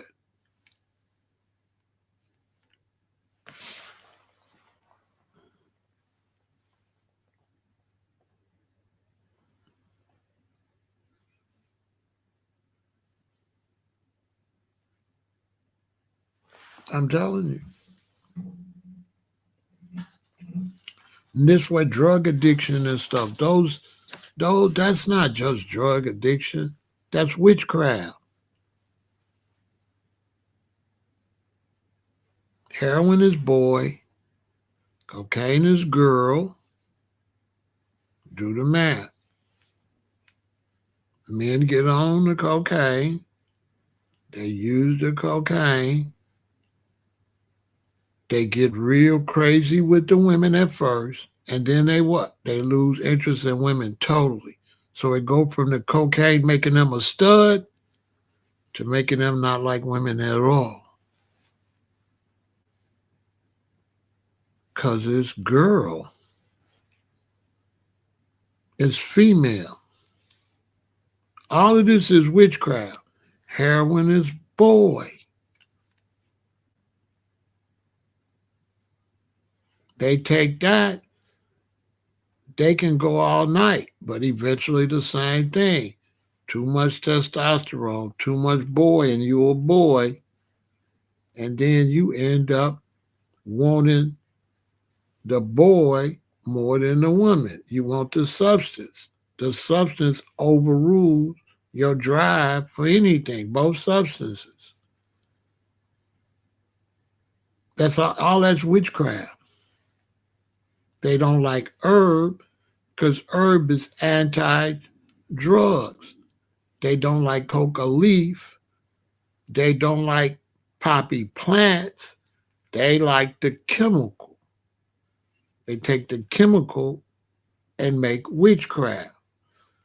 What are they doing with the cannabis now? Witchcraft. Taking it, making other stuff out of it. Now you got all this different stuff. You go to a dispensary, go look at all that voodoo. Oh, it ain't enough to add a plant. They got all type of stuff in a little vial and all type of stuff. What is that? Witchcraft.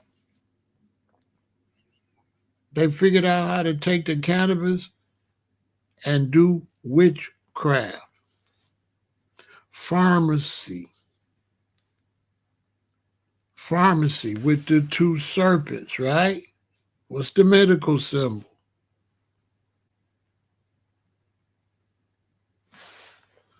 What's the medical symbol?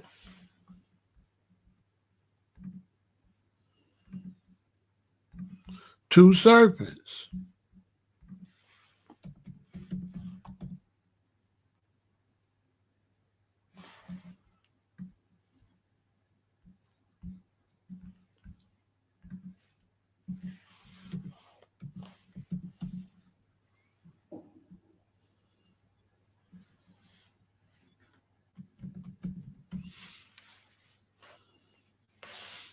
Serpents. What's the money? Serpents. That's not an S, that's a serpent. That's not an S.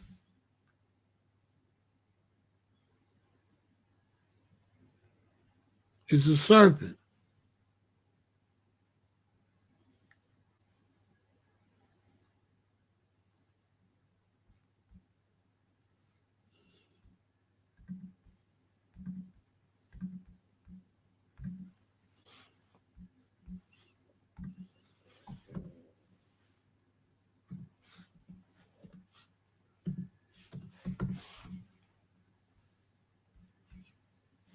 Real talk. They working straight witchcraft every day, all day, right in front of your face.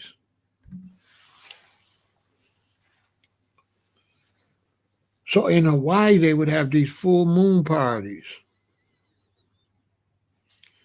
And these full moon parties they would have is because when it's a full moon, it's like daylight at night. So when it's a full moon, it's like daylight, but it's at night. And when they have a lot of parties, certain people are invited and you don't know they there. You think it's just a regular party. This is what Diddy was doing, witchcraft. They didn't want to get to that part. Diddy wasn't doing what they said he doing. That's not what he was doing. It had nothing to do with SEX. Had nothing to do with it.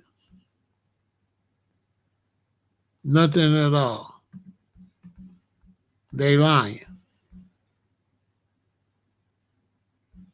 He was practicing witchcraft.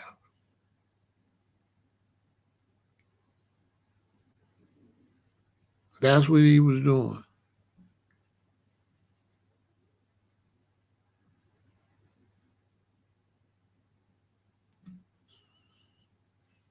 Had nothing to do with sex.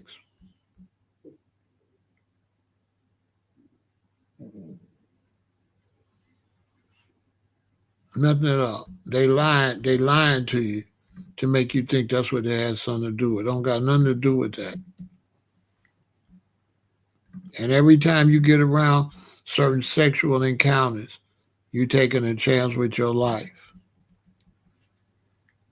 It's always pulling you in. I remember being in Hawaii, I'm hitchhiking. A white lady, two white ladies pick me up. I get in the back because we used to hitchhike, just go up the road and jump out because it's hippie land. Everybody hitchhike. So they take me down to Black Sand Beach. So you want to go to our place? I'm like, yeah, cool. They take me to their place. It's a young one and it's an old lady, older one. I'm like, what is it, 83, 58, 68, 78, 79, 80, 81, 82. So I'm 25. The one, she like 23. The other one, she like 50 something. So the older one, she's making it available for me to sleep with the younger one. I don't know all this. I'm telling you now after the fact of the matter. But she's basically making an offering. But I don't know all this. So then they both want to sleep with me. That's when I found out the older one is her mother. So now the mother wants to have some type of weird sexual thing with the daughter. But the mother is like an old hippie, but ain't coming off like a hippie, coming off more like a witch. The daughter's innocent, really is probably in training, but the mother was definitely a witch. Man, I wasn't going to sleep with that lady. What kind of mama want to get in the bed with me and her daughter? That's how you come up missing.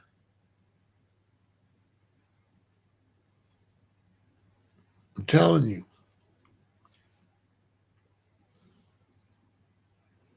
There's a lot of that going on in Chicago, California, and all that, but they're more loose with it in Hawaii. Hawaii is real loose with all that type of behavior. Seriously.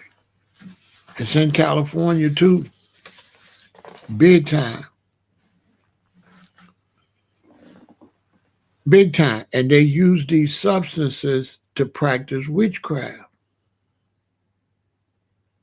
The missing persons list in Hawaii is so long you wouldn't believe it. They ain't found them people.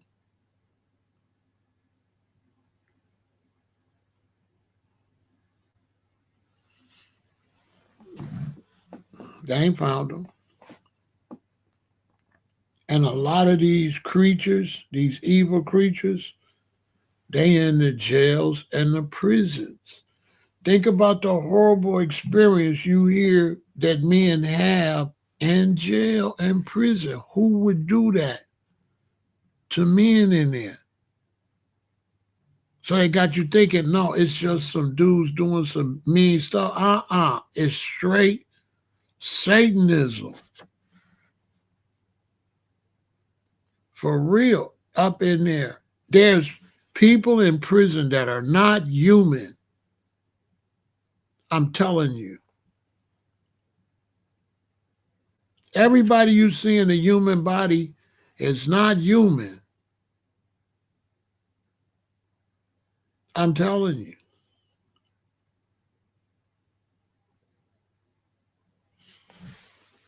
Everybody you see in the human body is not human. That's why you can be in a little area where everybody at, and somebody you see out, they'll just not, you not see them for a while. Then you see them again. You're like, where you been? Uh, they've been around, but they ain't been around in a human form. And these is facts.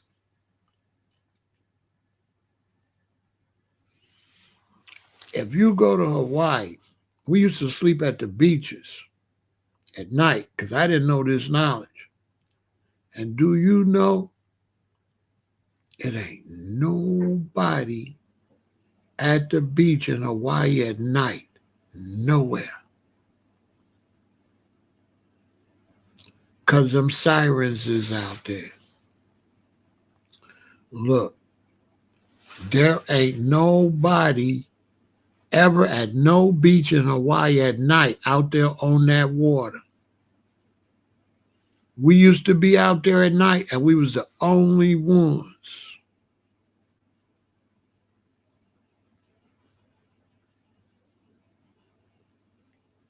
I didn't know about all this until I left, but the beach was creepy. But I think that extra powerful positive energy and plant-based and dreadlocks, I think they can't do nothing with hair. Because you ever notice they always want a lock of your hair to try to have some kind of power for themselves or power over you. They don't like dreadlocks. In order for them to deal with you with your hair natural, you have to submit to them. And if you do, they're going to cut a piece of your hair off while you sleep and use it for power over you. So you have to really, that's why Rasta, we keep our head up in a crown and all of that. But if you, I'm telling you, man, if you go to Hawaii, we used to live on the beach. And at night on the beach, everybody go inside their little trailer or inside their tent. And they don't come out till in the morning. We out because we don't know. They probably know. We don't know, so we outside. Listen to reggae, still outside. But now that I'm thinking, when you look at the water at night,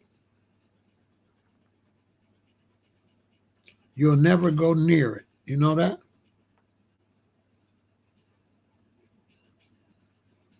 Let me tell you something. If you go to the beach in Hawaii at night, and you're gonna be back a little ways because you don't want to be close because anytime a big wave can come anyway. So everybody gonna be back anyway because waves could come and wash you into the thing. But nobody walks down there by that water at night. Nobody. Why you think on all the mines there were nobody? I'm telling you, nobody. I mean, no, not even us. And we slept out there all night, but we never went by the water.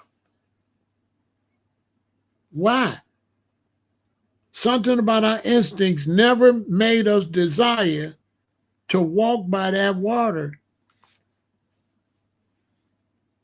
I'm telling you the facts.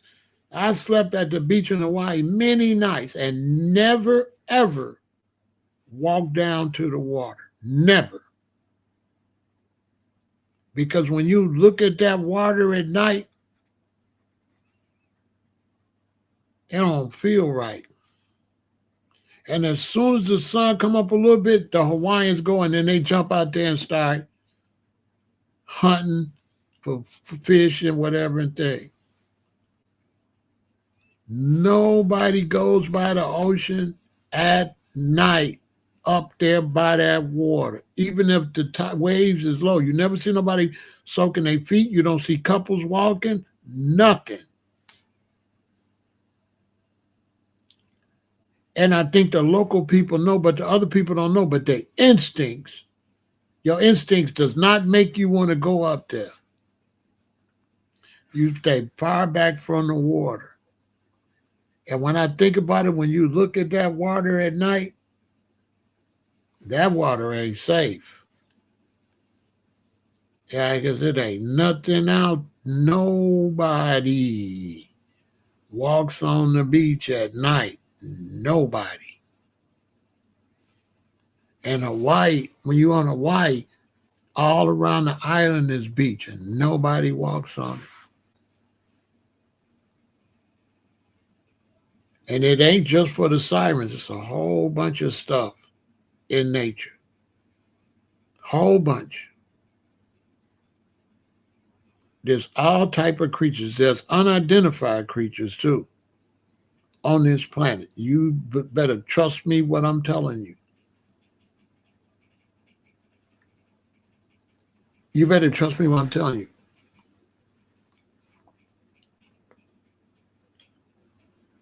These are absolute facts.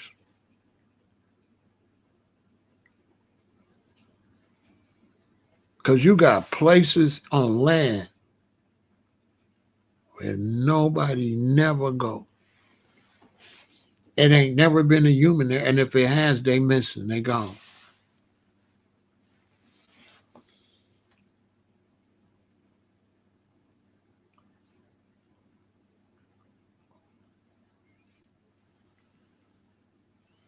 I'm telling you.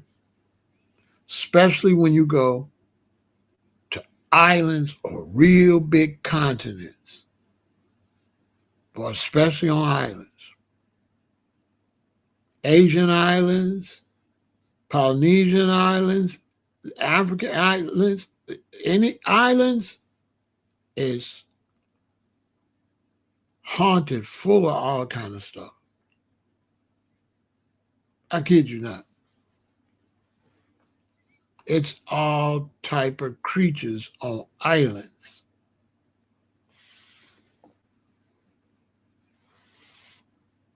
Trinidad, Jamaica, all them, it's all type of stuff.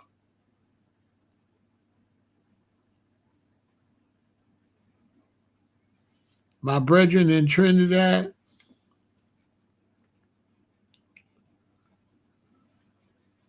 they said one day they was walking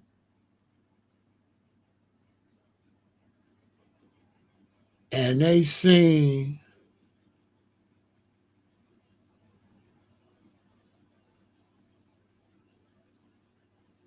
a girl having relations with a dog. So they say they pick up some stones, start chasing the dog off the girl. The dog ran right before the dog turned the corner. They said, dude said he threw the rock and hit the dog in the head hard. Boom, the dog went, the dog ran around the corner. They said when they ran around the corner, one of their friends walked out and his head was bleeding.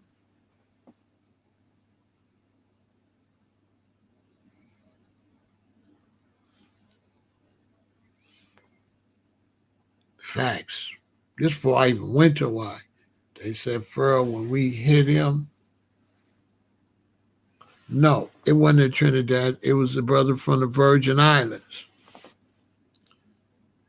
It was a brother from the Virgin Islands. He said the dog was on the girl, and they went to chase the dog, and right before the dog turned the corner to get away, he threw the rock and hit the dog in the head. The dog yelped. They ran up, and when they got to that corner, their friend walked out. His head was just blood was squirting out. In the same place the dog got hit in the head.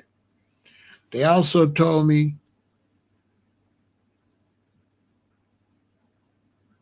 the Trinidadians told me they had this real tall coconut tree in Trinidad.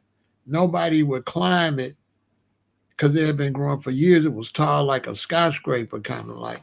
And one morning they got up and there was bones in the tree of a lady. It was a lady, nothing but a skull and bones and hair.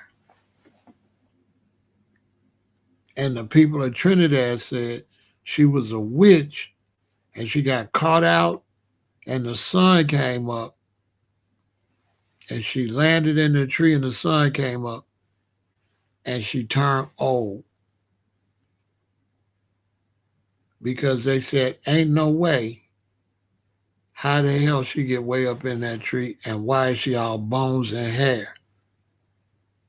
It was never nothing up in that tree before. When I heard all these stories before I went to Hawaii, I didn't think they was false. I just thought they was interesting. A brother I met from Africa, he was at my friend's pita house. He had just got back from Africa. He said he was walking and he seen in Africa on the road and he seen a coin on the ground. He's walking with his friend. He said he went to pick up the coin and his friend said, "Don't touch that."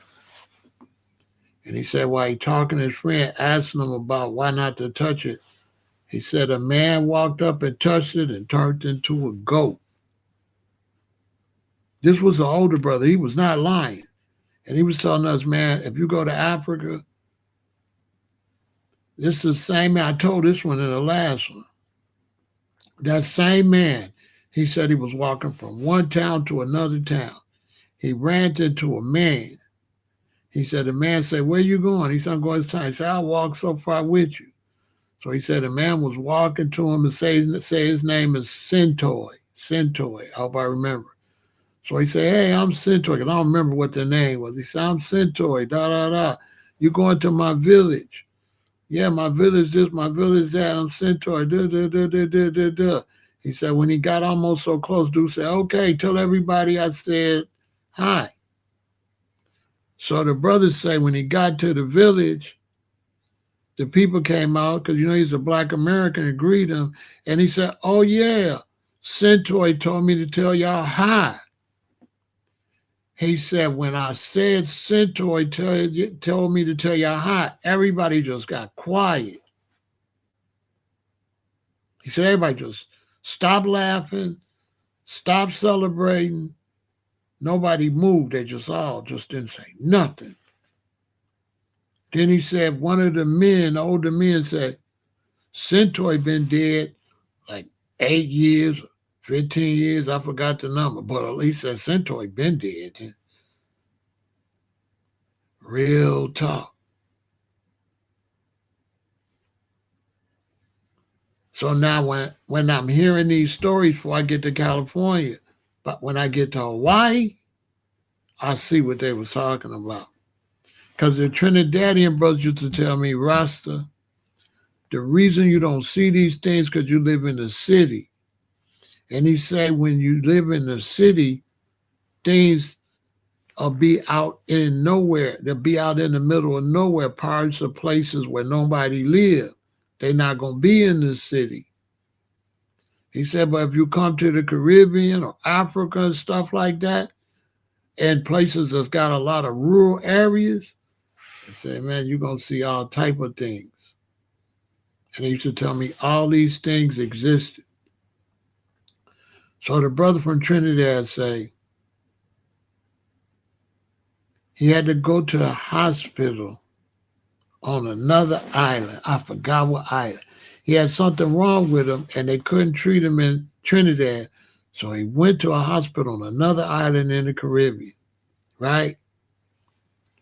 So he said, "Ramesses, man, I'll tell you the truth." He said, when they checked him in the hospital, they kept telling them, no matter what you do, don't laugh at anything you see in this hospital. So he said when the first person told him that, he, didn't pay no attention because he thought maybe it'll be a deformed kid or something like that.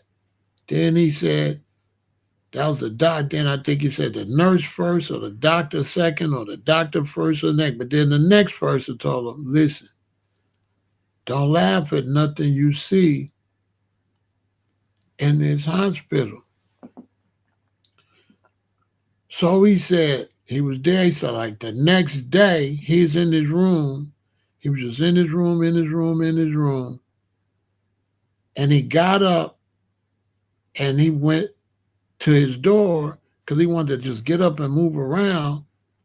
And he opened his door so he could look in the hallway where all other rooms is. He said, he opened his door, the room down there across on the other side from him, he seen a fish. A boy, he seen a fish with the face of a boy. And he said it had the front feet like a little boy, but no back feet. So the back was just squirming on the floor. And he seen it go from one room to the other room, a big old fish.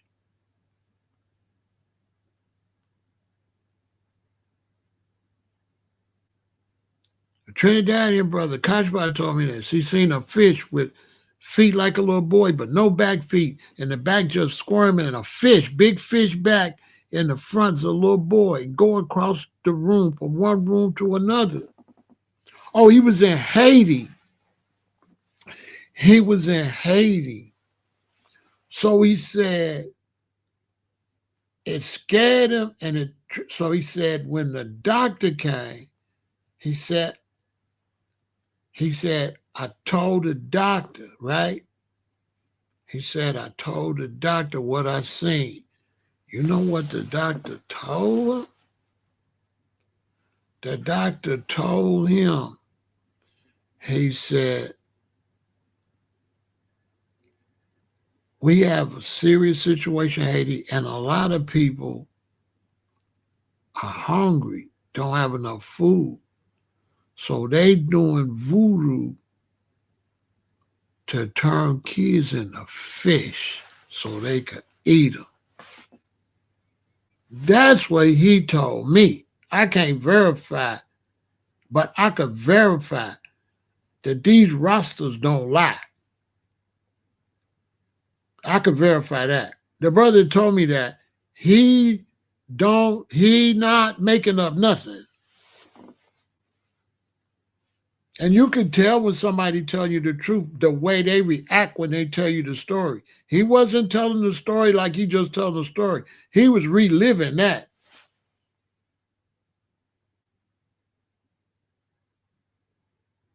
He said the doctor told him they down there turning the children into fish. That's what he said. And he seen it. He said he thought back till they told him, whatever you see in here, don't laugh.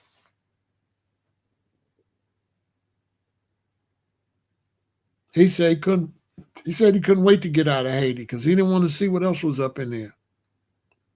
He said, Rasta, boy, me couldn't wait to get well and get out of Haiti once I seen that. He said that if you see something like that, it give you nightmares, he said. He said it give you nightmares. It was a boy front part, face and legs, and the back was just wiggling. And he went from one hotel room across to the other real quick, like that. He said, man, it was So now imagine me hearing all this stuff in like 1982, 1980 and 81, then going to California and then going to Hawaii in 83. Because I'm not really paying them stories no attention once I leave Chicago and get to LA. I'm not really thinking about that stuff. It's just a story, okay? But when I got to Hawaii,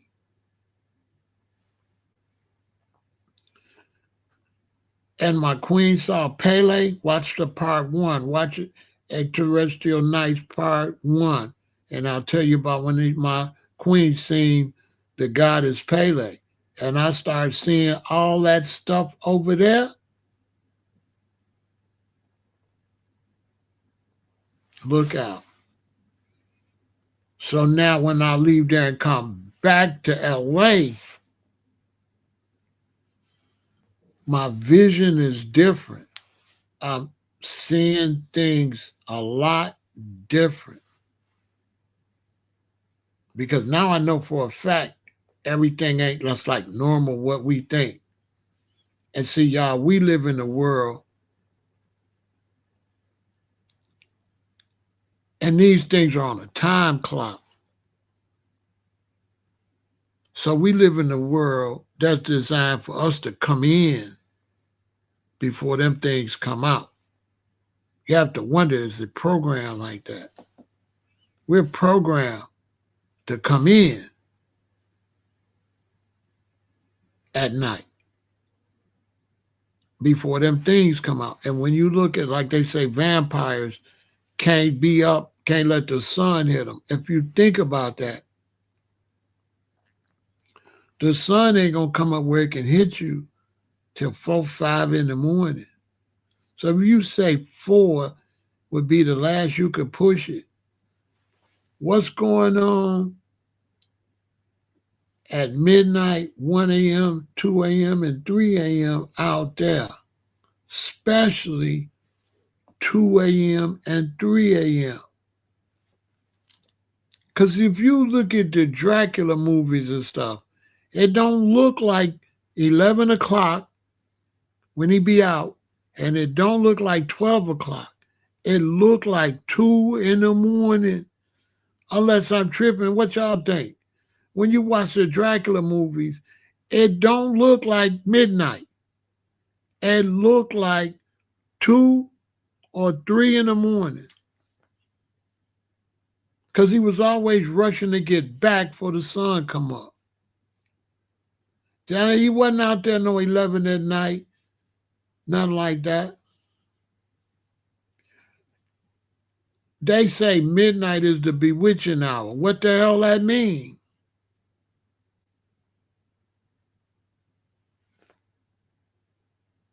That means once it's midnight, it's up. They coming out. Everything on its way out.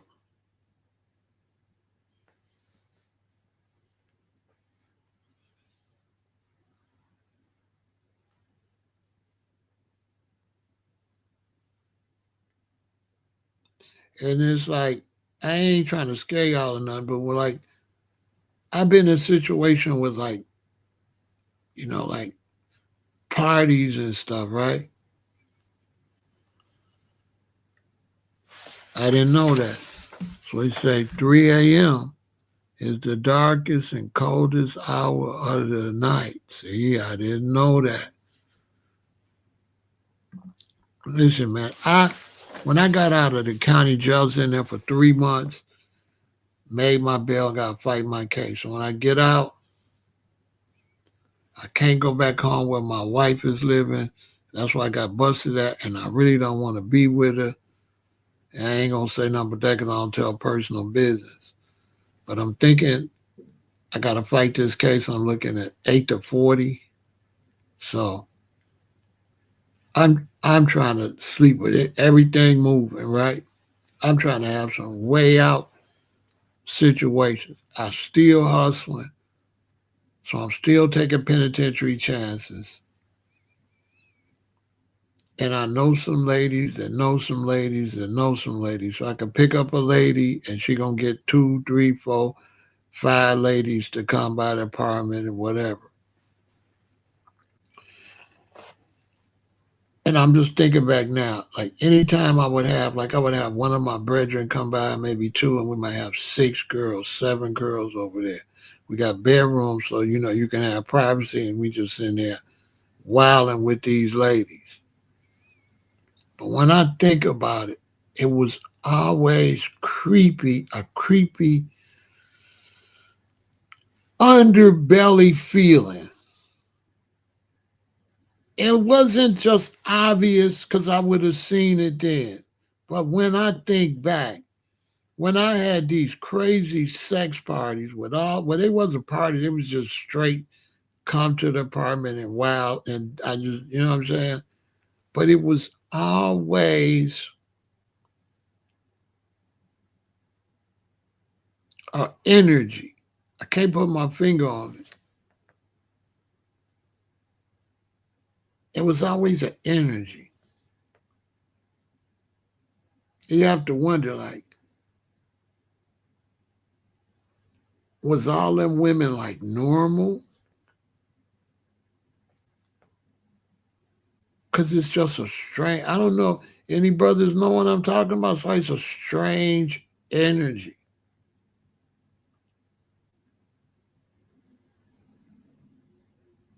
It's hard to put your finger on it, but if you've been in a place with two or three women or some at the same time, it's not very relaxing. Am I the only one to know that? It's not relaxing like you might think.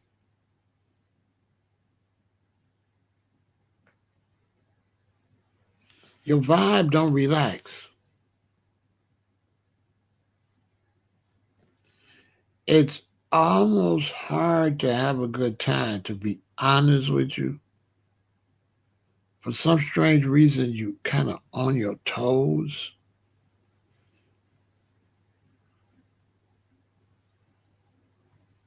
I never did Molly, but I'm just thinking back now, and some of this stuff, that's what come up. I'm thinking about energy. When I have funny energy, I think about, with them ladies, it used to be this weird ass energy. I never paid it no attention because it's slight. You could be somewhere and there's an energy, but it's slight. So you're not picking up on it. Sometimes something happened to you, you say, yeah, it was. You know what I mean?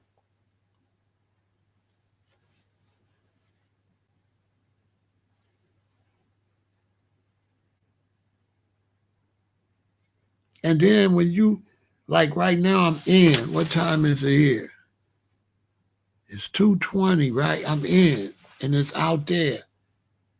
And even though I'm not outside, it's just creepy out there. And I'm not even out there, but it's just something about it. And sometimes I'll be up and I'll just go to the bank because I want to put some money. The bank's not far from here, so I can walk. And sometimes I'll be like, okay, I need this money to be in the bank in the morning because I don't keep no money in the bank and I got something for to hit the bank tomorrow. I'll go out 3 in the morning, something like that. And I don't know, it just it don't never feel normal. And you think to yourself, it don't feel normal because there's nobody out here. But now that I'm talking to y'all and I'm recalling stuff, no, it ain't because ain't nobody out there. It's because there's something out there. Because it's always creepy. It's just like you might not be a person, because I'm not a person that be scared. So, scared and creepy is two different things. And when I'm talking to y'all and I'm thinking and I'm pulling up all this dark things that be happening, and I think about going out there at 3 in the morning, it's strange. And if I go out at 11:30, 12 o'clock, it do not feel like it feel at like 3 in the morning. So I'm glad you told me that about 3 a.m. because it's definitely creepy at 3 in the morning. I ain't gonna lie. 2 and 3 in the morning is creepy, especially 3 in the morning is really creepy. I never thought about that, but now I'm thinking because I'll be out at different times. It don't be too creepy at 1 in the morning. And at 1 in the morning, you see people still going home. But at 3, it ain't nobody nowhere. 1, even 2, you got people leaving. You got some, not much, but some. But boy, at 3, it ain't nothing out there at 3. So when you think in terms of creatures, what better time for them to be out lurking around? And these things is out here too. I kid you not. I ain't trying to scare you. I'm telling you the facts about these extraterrestrials and vampires and demons and witches and warlocks, they really out there.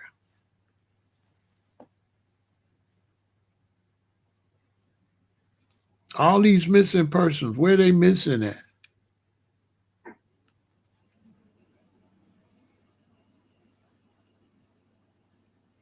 I think they be trying to get in at 5. I think the worst time is 3 to 4. 3 to 4. It's weird at, it's weird at 12, 1, 2, but 3 to 4. Because once you get out to 4, life start coming back. Life start coming back at around 4. 4 is a lot like 2. 4 is like 4 a.m. is like the opposite of 2 a.m.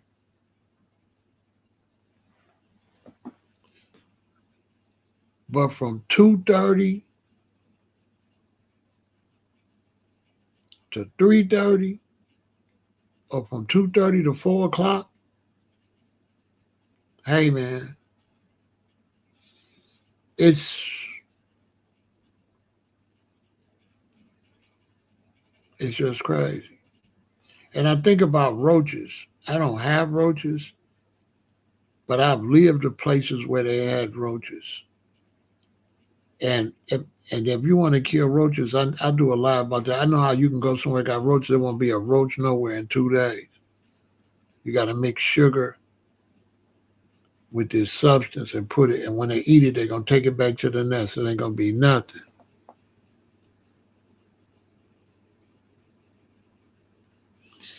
A Rasta man told you that Satan comes out more in the nighttime. For sure. Look how many women get their drink spiked and all of that. Now, I had a friend, she met this dude at the club. She liked him. She was feeling freaky, so she took him home. She said she took him home. They had sex. She said they fell asleep. She said when she woke up, she was like on the 4th floor, 5th floor or something. She said when she woke up, she seen them open the balcony doors and go out on the balcony and step up on the little gate and walk off. She said she went and looked on the ground with nothing on the ground.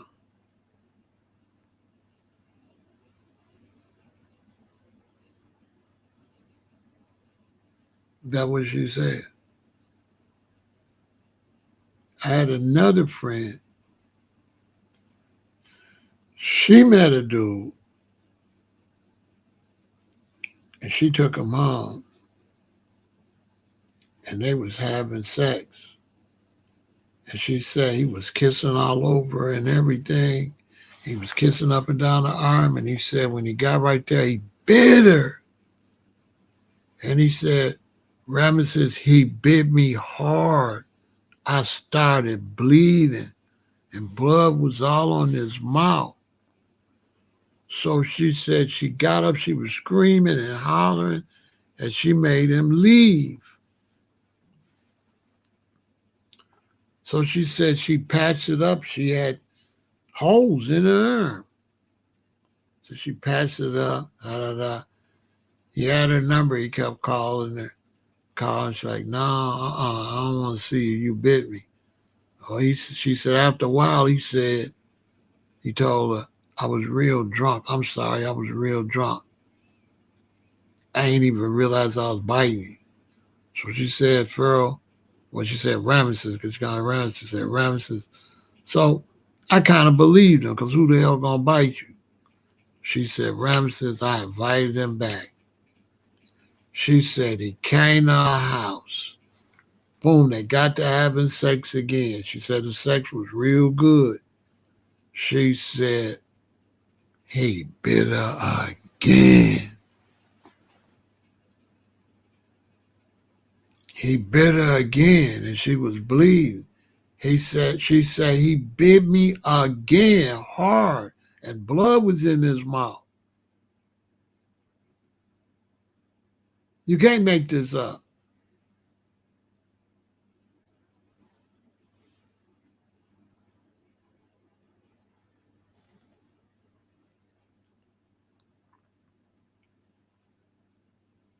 So she said she told a friend, and her friend told her, if you invite him back in one more time, he'll be able to come in anytime he wants. She said, if you invite him back the third time, he'll just come in your house. He was a vampire. If he come in your place 3 times, because some people told me it was 2 times, but she said her friend told him, if you invite him back one more time, you're going to wake up, he's going to be sucking your blood. He's going to be biting. That's what she said. He bit her hard the second time. You know, you can't make these stories up. Who going to make that up? He said, Ramesses, he bit me so hard the second time, the same spot.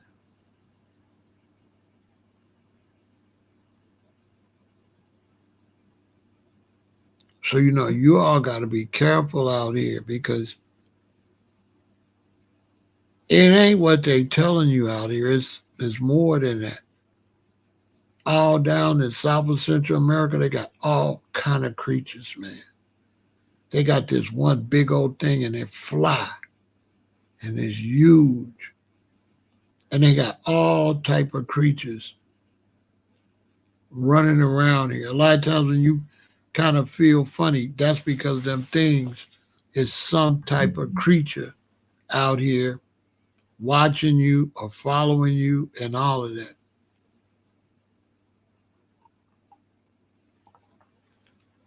They say a lot of times they don't bother the bums because the bums is contaminated. They also say it was the vampires that really spread the HIV, because they was like, you ever notice that HIV come from puncture wounds, blood exchange. He said, because they say needles, but needles poke holes in you, and so do teeth.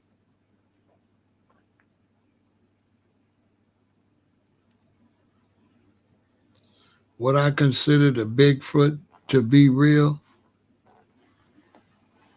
Bigfoot is absolutely real, but Bigfoot ain't no monster nut. It's just a prehistoric creature that, you know, it ain't in the realms with like werewolves and stuff like that. Bigfoot is just this abominable, like some places he's abominable snowman where it's cold, and where it's not cold, he's Bigfoot. But that's like just a regular creature. That's not nothing evil. That's like a ape type animal. You know, in Chicago, one day I was watching TV and the museum over here was in Africa. And they went to Africa with this African tribe that say a dragon lived over there. So this African tribe showed the museum, took them out there and showed them the plant that this dragon liked to eat. It's a big dragon, like big lizard dragon type animal. So they showed the museum these plants and say, this is what he liked to eat. So they took the stuff back here to the museum and tested it. And sure enough, it's the material in the dinosaurs that they find the dinosaurs. It really is this particular plant in their mouth. So they went back and they had this on TV. I cannot find this news episode. This was on the news. So the Africans, y'all, said, we're going to show you where he lived at. I never forget this. So the Africans took him to this river, right? They stand on this side. On the other side, it's a big ass hole like a viaduct. You know, in the city, like a viaduct, like a viaduct what a train go through. You know how a train go through when a train go through a tunnel, they make this big old man out of that river was a big ass hole that's curved just like an egg, like a viaduct. No telling how deep it is, but on top of the water of the river, I've seen this myself. It's this big ass hole. And the Africans was telling the people from the museum here in Chicago, he lived right there. He be in there.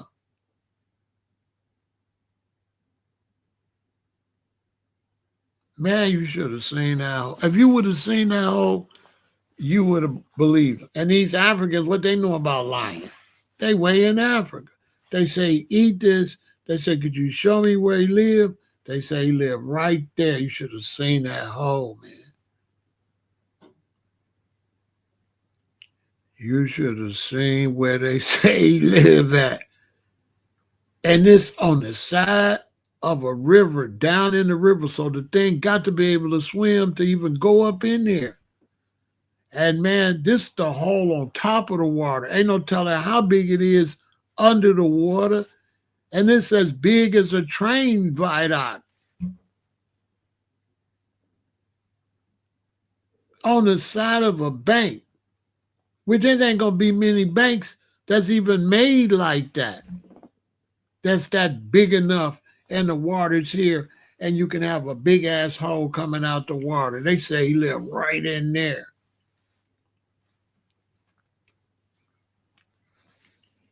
Yeah. They showed him what to eat and showed him where he lived at. And we have a place, I told this story, we have a place here called Lawrence Fishery. It's in a creepy part of Chicago. And the Chicago River is right there and a bunch of bridges, so dark bridges, dark, no good lighting and stuff. So a dude I was locked up with in the county jail was my cellie for a while. He said, Pharaoh, me and my woman and some friends, they was late night at the club. They wanted to go to Lawrence. So I told them what to order me, and I'm in the car. He said, why they in Lawrence? I had to pee.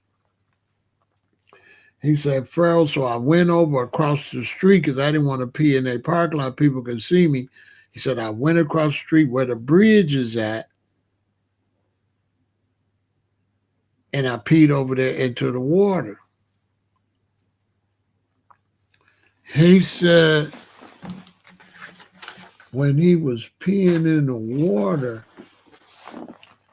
he said a big round thing came up out the water. So he said he heard all this water falling. And he looked, the water was falling out of this big round thing. The circumference of the thing, the way he described it, was as round as like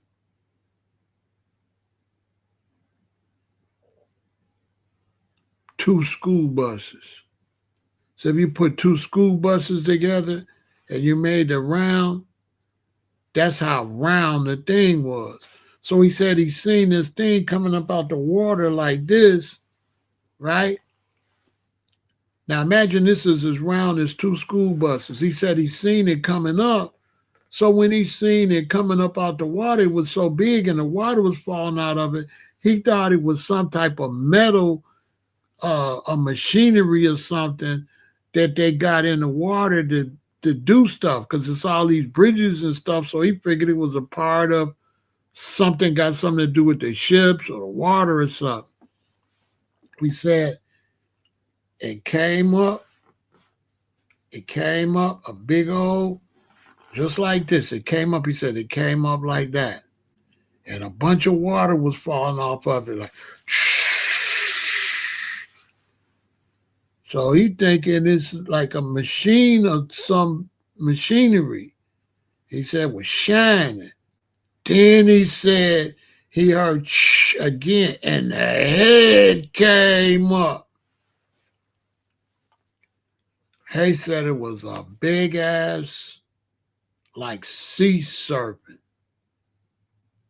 He didn't see the tail, but he said when the head came up, he said he felt like he almost died. That's how you know he ain't lying. He said, Pharaoh, when the head came up, I felt like I almost died.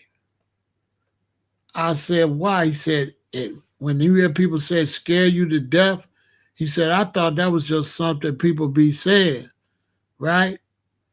He said, when you hear the word scare you to death, he said, I never knew. He said, it almost scared me to death, he said. My body locked up on me and I felt like I was finna die.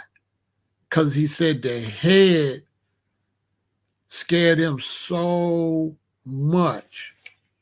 And he said it felt like I was finna lock up. I was gonna maybe have a stroke or a heart attack or something. He said, but he said like a couple seconds, I was able to get myself and get the hell from over there. Went in, got in the car. He said when everybody got in the car, they said, here your food and stuff. He said, I was just sitting there. They said, what's wrong with you? What's wrong with you? He said, after a while, he told them what he's saying. The crazy thing about it is, I knew he wasn't lying. You know I knew he wasn't lying? I hate it over there. Now what that I hate it over there. Anybody from Chicago will tell you, over there by Lawrence Fishery, where them bridges in the Chicago River and it's dark like Dracula's, man, nobody I talk to like it over there. It's something about over there. I'm telling you the facts. I think it's the only place in Chicago that's creepy that I could think of. It's not, you can feel it. It's not right over there. I hate it over there. I don't even like driving. Listen, it's so bad. I don't like driving over there in the day or at night. I can't stand it over there. It's just something.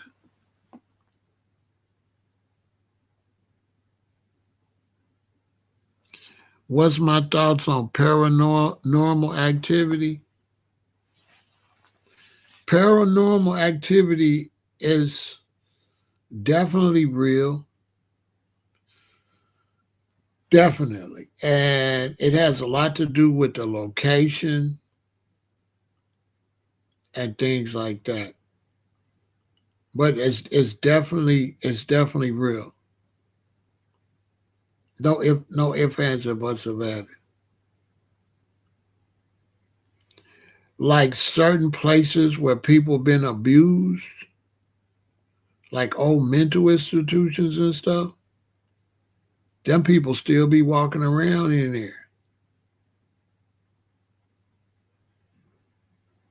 Yeah, them people still be walking around in there.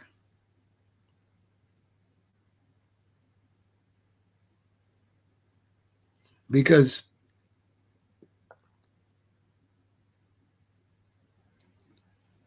if you evil and then something evil happened to you,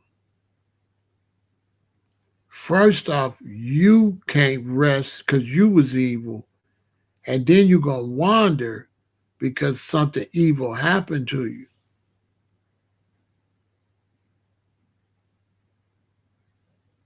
But there's definitely paranormal activity. I can tell you this one personal story I'm going to tell you. It's not going to be in my book, so I might as well tell y'all. So I was with this queen, lived on the west side.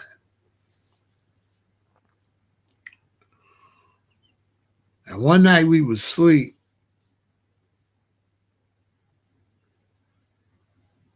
I'm asleep, I'm knocked out. And something say, get up. Not her, not the lady. I was asleep with her. She sleep over here. I'm asleep on this side. Something say, get up. Then it say, get up. So when I got up and I looked, she was up with a butcher knife, just looking at me. Liquid was running out of her mouth, her nose, her vagina, and her butt. Like a greenish,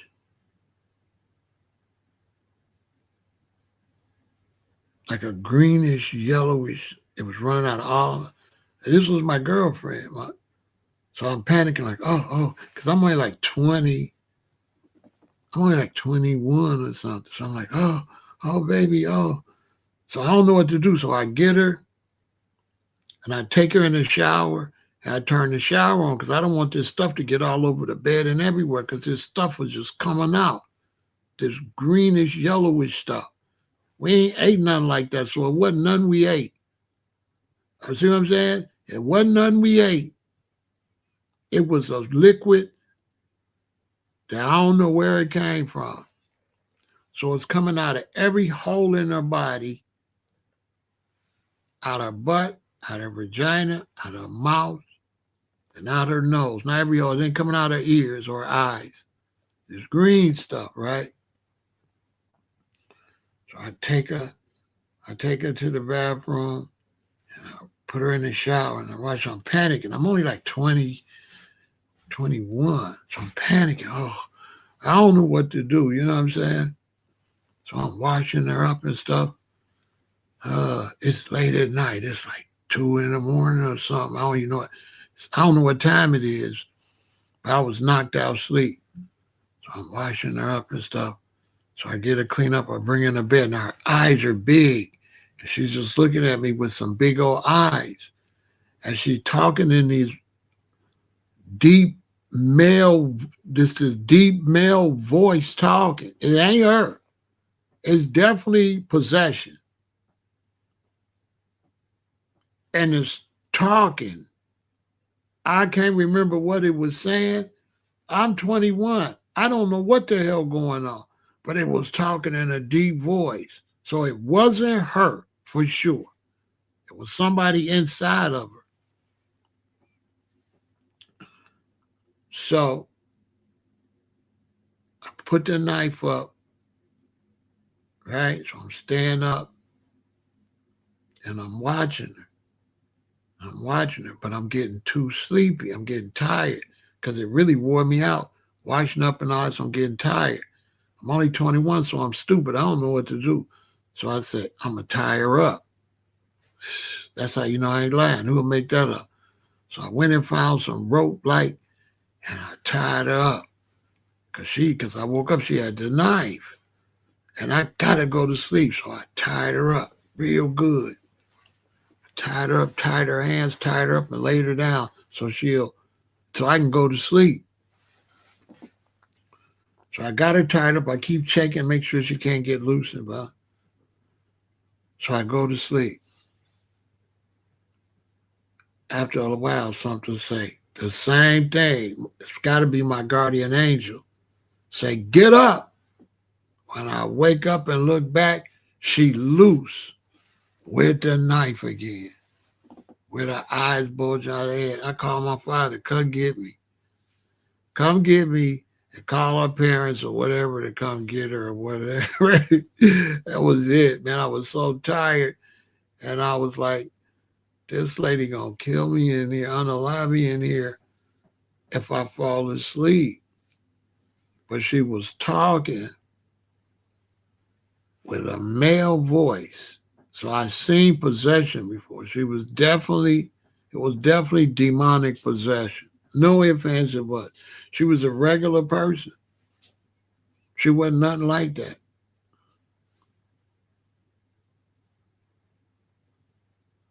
And if whatever that was, if it didn't tell me to wake up, ain't no telling what would happen to me. And just think about that. Not just her, what the hell told me, get up. The first time it said, get up, I get up, and it said, get up. And I woke up and she had the knife. After I did all that and tied her up and fell asleep, whatever that was said it again. It said, get up. And that don't happen. Like, don't none be talking to me. I've only had some talk to me maybe 5, 3, 4, 5 times. It said, get up. And I got up and she was loose. But the reason I said that, it was a voice talking from her. And it was a male. It was a male in there. I don't remember what he was saying, but he had a deep voice and it was saying something to me. It was too much going on for me to try to remember what the hell this thing talking about. But it was definitely not her talking. It was definitely demonic possession, for sure. For absolutely sure, it was demonic possession. And I don't know if it was 2 or 3 voices, but I know that one voice was a male. The way it was talking, and her eyes were sticking out, and just green stuff was just coming out. When I woke up, it was the same thing again. I had to go wash up again. I called my father to come get me. You know what I'm saying?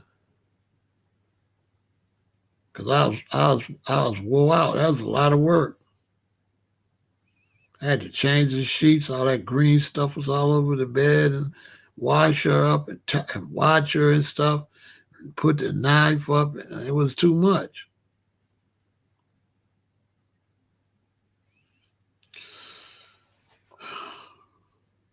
About maybe so much long later, she put all her clothes in the middle of the floor over there by herself and set them on fire and passed away from smoke inhalation. And that was about 8, 9 months later.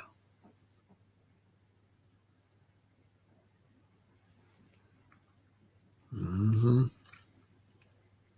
That's before I left to go to California.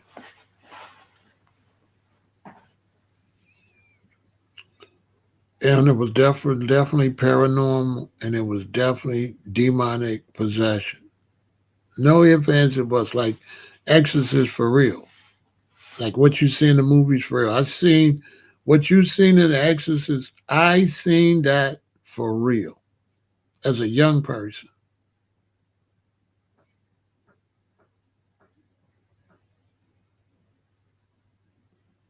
Like 1981. Like right before I left. You know, not long after that I left to but like 1981.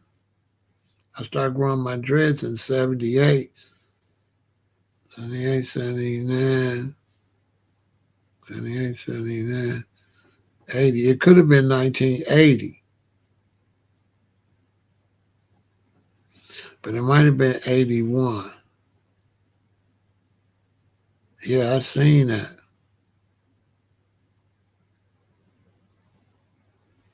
I seen that. I seen that personally.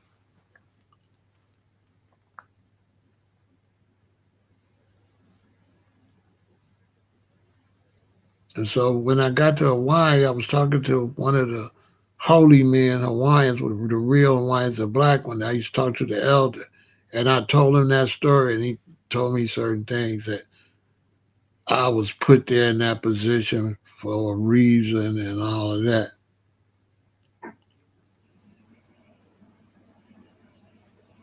So yeah, I've seen paranormal activity up close and personal.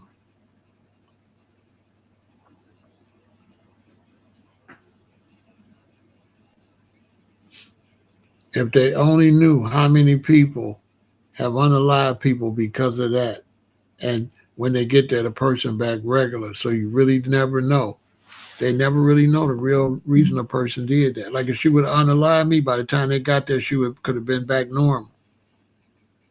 And I didn't necessarily know what really happened.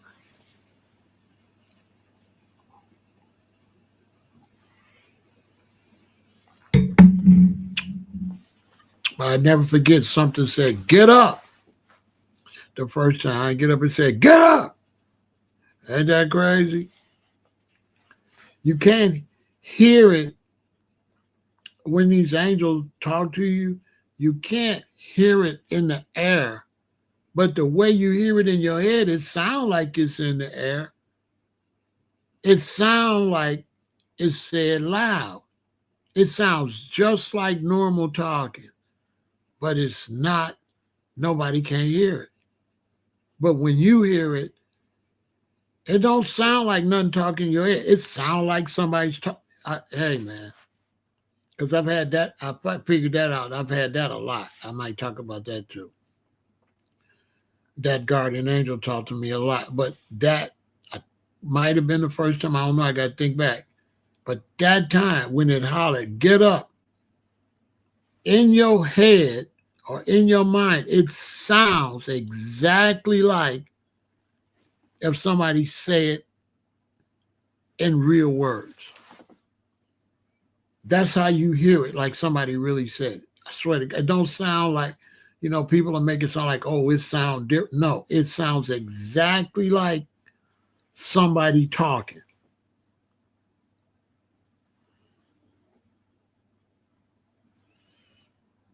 It sounds, it's the same voice to the point where you would think somebody's saying it. It's not mystical. It's not mystical. Anybody say it's mystical, they lying. It sounds like regular people. The only thing is, can't nobody hear it but you. It doesn't sound like no ghostly, no angelic. It sounds just like a person.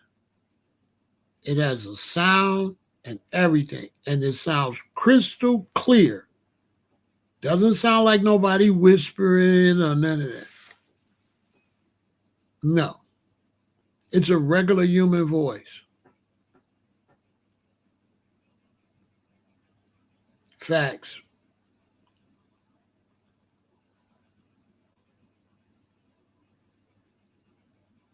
Now, there's another thing that helps you, and it's almost like a thought voice. I don't think they the same because there's another thing, and it comes like a thought voice.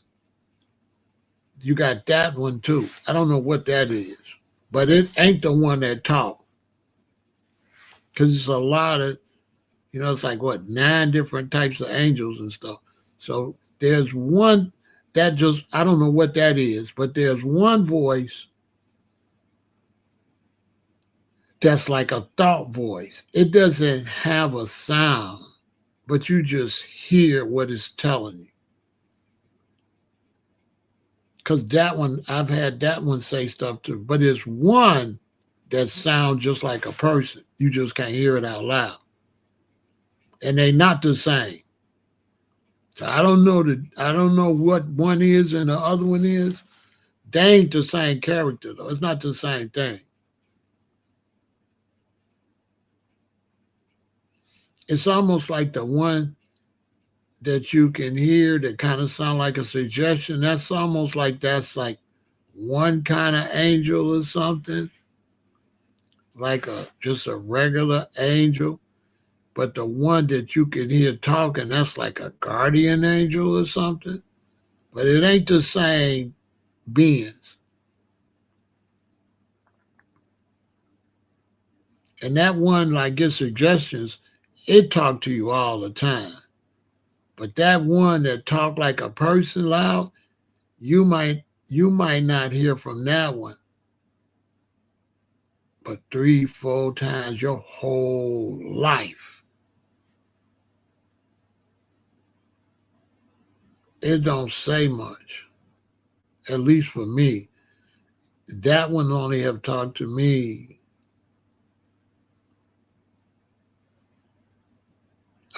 few times.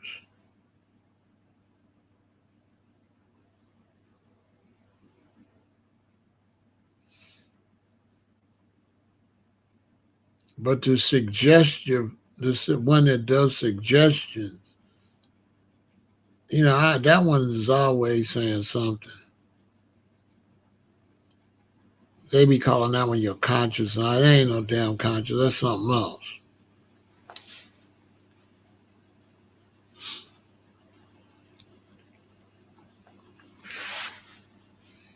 These things are real, though.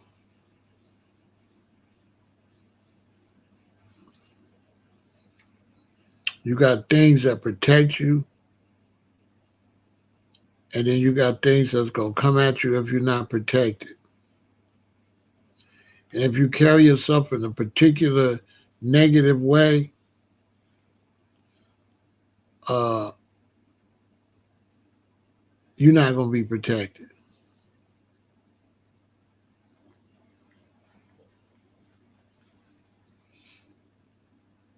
Yeah, you're not gonna be protected.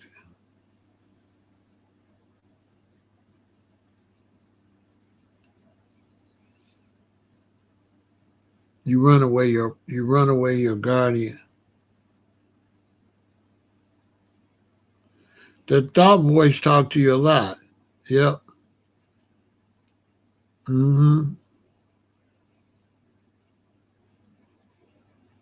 Yeah, that one taught you a lot. This is you don't you hear it. It's almost like you feel it, hear it.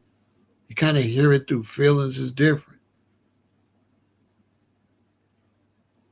It's not. It's not. It's not like the thought voice kind of seems like it comes from inside. The other one I'm talking about come from outside.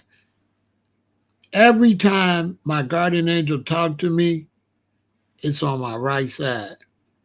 The thought voice don't be on no side. It just be in my head. But your guardian angel, you gonna know your guardian angel because it's gonna be on the side of your body. It's not gonna be in your head. That's a fact. That's the difference. That one that's come from one side of your head, that ain't the same one that come like out of your mind. That's not that. That one do not come out your mind. The thought one comes through your mind and talk to you. But the other one, no. It's going to be on a certain side of your body.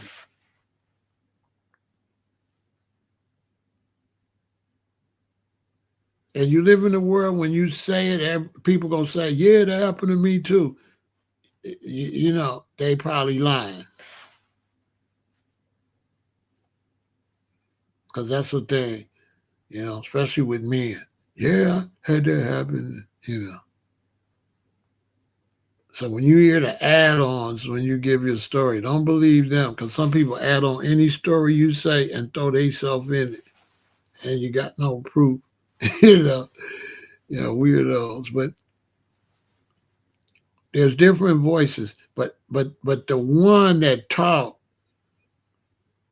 the one inside your head, everybody deals with that a lot. But the one that's on one side of your body talk, it is very rare. Even if it happened to you, it could be years. It could be 25 years before it talk to you again.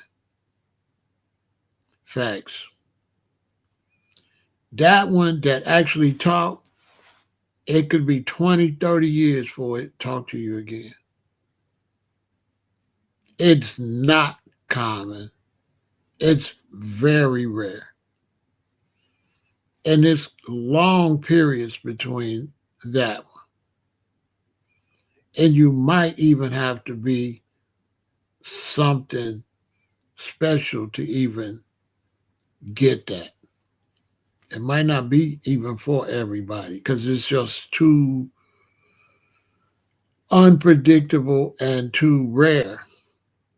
It's too far apart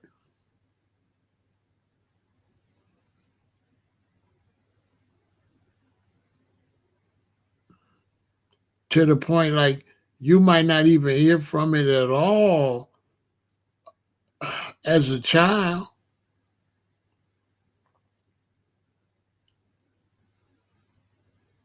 As I don't remember it as a child.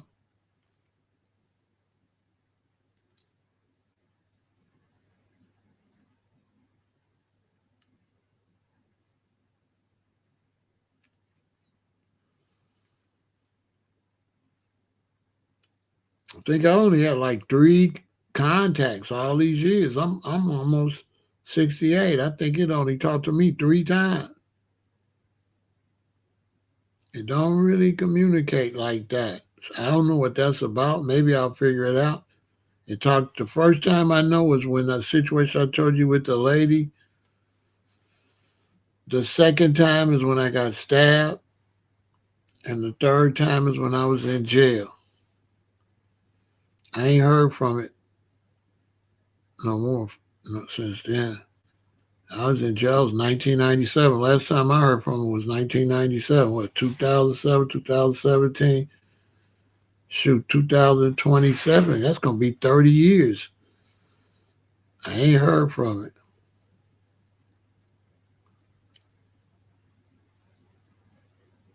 Real talk. Can't make this up. I ain't heard from it. Last time I heard from it, I was in jail in 1997. It told me when you get out, it told me that God told them to tell me when I get out, do music or I'm going to prison. I gotta agree to do music. Basically extortion. Yeah, God extorted me. I swear to God.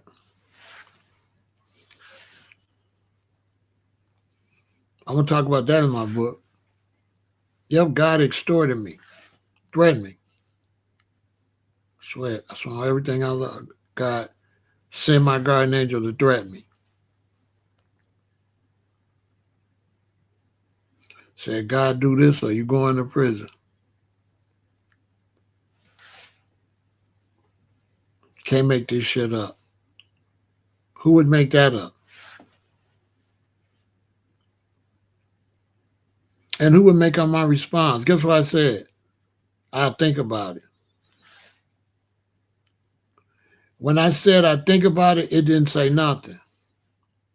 I was sitting in the day room. Hey, let me show you how real it is. It came to me and said, God said he wants you to put all your money you can, when you hustle from when you get out here, when you get out of here, you got to put all your money, most of your money into music. I said, I'll think about it. The next day, I'm sitting in the day room. The guardian angel came and said, what's your answer on everything I love? Don't get no, I swear on everything. Like clockwork. I said, I think about it the next day. It didn't say no pre-words or nothing. It just said, what's your answer?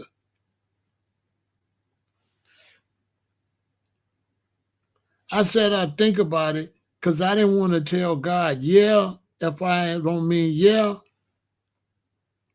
I didn't want to just say no shit and then don't keep my word. That could have went bad. I was respected. I said, I got to think about it.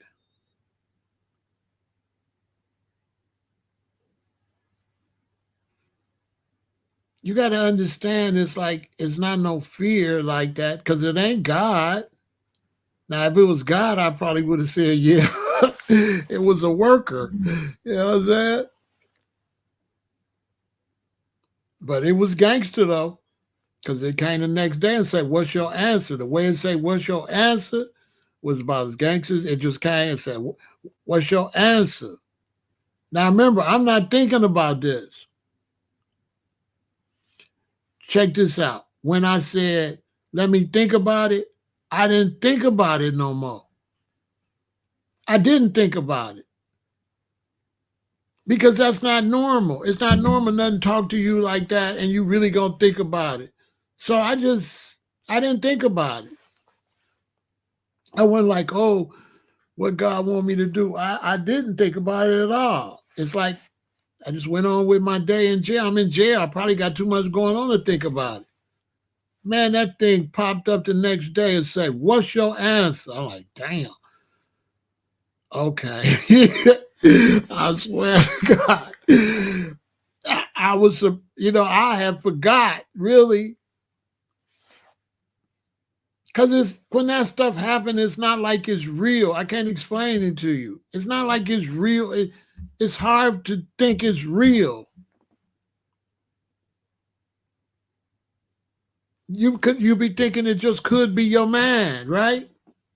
But your mind ain't gonna come back the next day and ask you what's your answer. And it was stern. It was like, what's your answer? That was it. It was not planned. It wasn't like it was clear I couldn't put it off. Let's put it like that. So I said, okay. I'm going to talk about that in my book. And what happened from that is unbelievable. Man, let me tell you something. On everything, Tiny, it's not spiritual, for sure.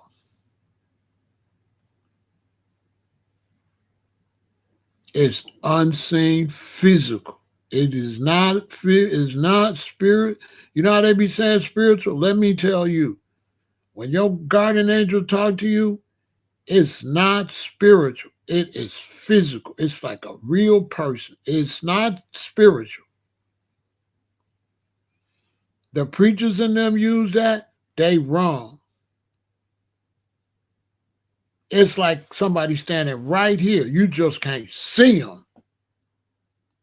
But it is physically there. And you know how you know it's physically there? Because if it's spiritual, right?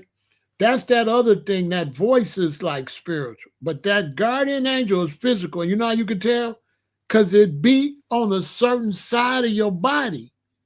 And spirit ain't going to be on your own side. Every time it talk to me, it's on this side. Now that suggestive thought stuff just come in my head. It don't come from no side. But my guardian angel, or whatever it is, it be on the right side. So it really be something there. Just can't nobody see it or hear it.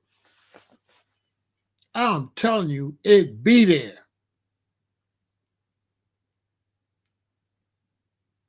I'm telling you. Y'all listen to me in case it happens. If something talk to you and it's on the side, that's that next level. If it's just in your head, that's just your basic positive angel saying, do this, do that. But if something talk to you and it's on a side, that's a higher angel right there. Because you got different levels of angel. That if it talk to you and it's coming from a side, like when I was stabbed up, it came the same way. And it said to me, it said, what you want to do? It said, it's all right, what you want to do? The police was on this side, the angel was on that side. It says, it's okay, what you want to do? I said, I want an ambulance. The police say, one on the way. I'm thinking, I ain't talking to you on everything I love. I wasn't talking to the police.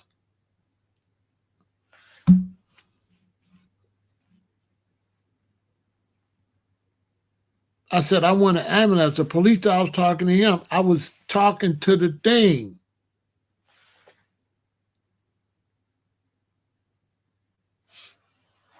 I'm going to talk about it in my book. I swear to God.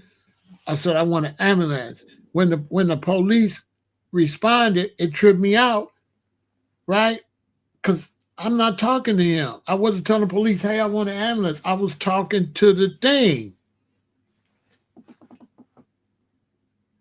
Yeah, man, can you make some shit up like that?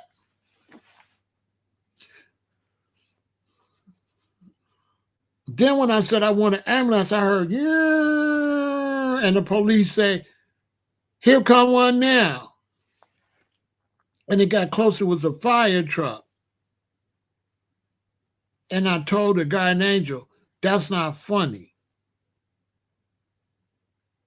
Because I felt like it was a practical joke.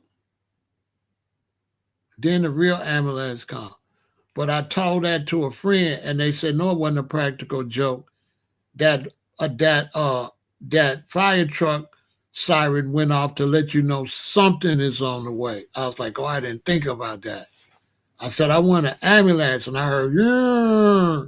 Immediately, I swear to God, I told my guardian, it said, what you want to do?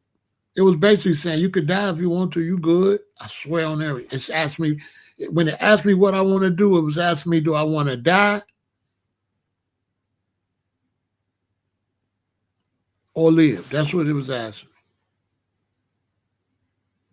You can't make this shit up. My guardian angel said, what you want to do? It's all right, what you want to do? Me,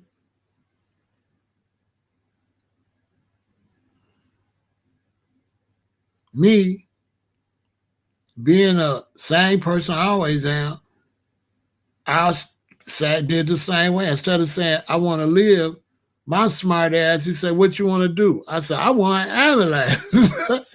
Which, even in dying, even when I'm dying, I'm still the same. I think about that. I say, boy, bro, you crazy as hell.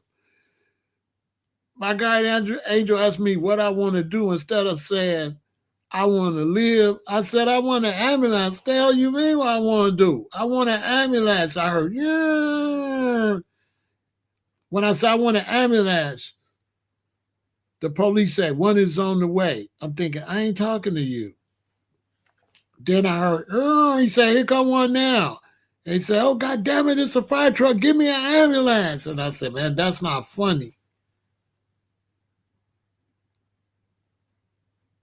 And then the ambulance came. And I was in the ambulance, and then I'm going out. I'm losing blood, and I'm in and out, and then I'm at the hospital, and they rolling me out. I'm going down the hall, and I'm out. Yeah, I'm rolling down the hall, and I'm out. The last thing I remember, rolling down the hall, they cutting my clothes off me, man, like a movie, and they all around me hollering, get the thing, do the thing. As people pushing me down the hall real fast, they cutting clothes off me, and poof. Yeah, I woke up. I'm in a hospital bed, all stabbed up. And I look at my mother there, all the way from Chicago.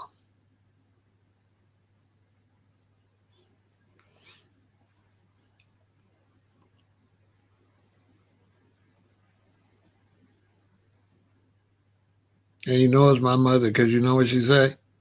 That's what you get for stealing my butcher knives out my drawer and chasing them bad boys, them big boys with my butcher knife, and then broke the tip off my butcher knife. I'm like, Mama, that's not funny. You know what I'm saying? That ain't funny. Somebody told me she was just trying to get her nervous energy off. She probably was so sad. And imagine that, because I was a little boy. One time, a big boy, he bounced the volleyball off my head, or the four-square ball off my head. I got mad and went and got a butcher knife, was chasing him and missed him and hit the thing and broke her tip off her nice butcher knife.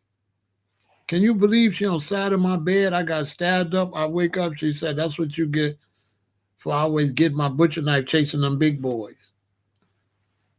I'm looking at her like, my family. I mean, it wasn't no big deal because that's my family. Me, my mother, my father, my sister. It's just like that. It's just jokes 24 hours. So it was normal. I just couldn't believe she was still being normal. I was like, that's not really funny right now. Don't you see I'm cut all the hell up? The knife didn't cut me up, and the doctors didn't cut me up. I done got cut up twice. You know, you go to the hospital, they stab you too. You know, they cut everything because they got to sew arteries back together and shit. So I'm cut up and cut up and cut up. Mo, what the hell?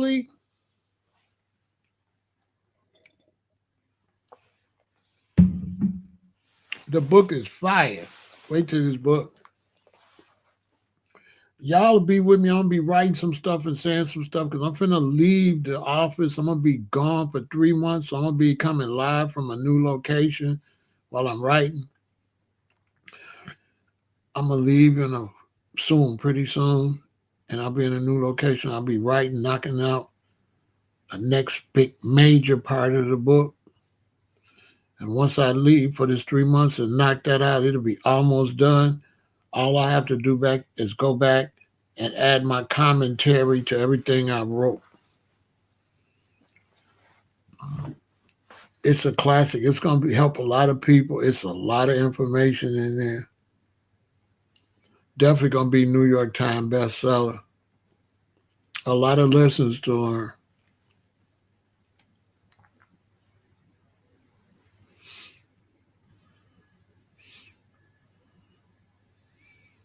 It's going to teach you how to be patient when chasing money too. Because you could be a millionaire at any time. You just got to plot and plan and figure out what you want to do and make your move. So it's going to be a while to be a millionaire, but the book going to definitely put me at hundreds and hundreds of thousands. Definitely, because it's a classic. Not only is it a classic, all the people that know me going to come out the woodwork and say, he ain't lying, I was there. Yep, I knew him when he was, yep, ooh, yep.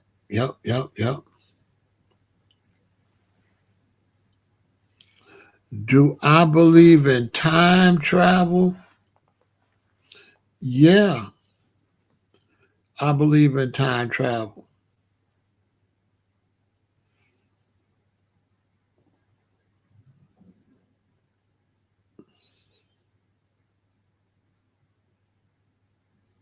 Yeah, when you be dreaming, that's time travel.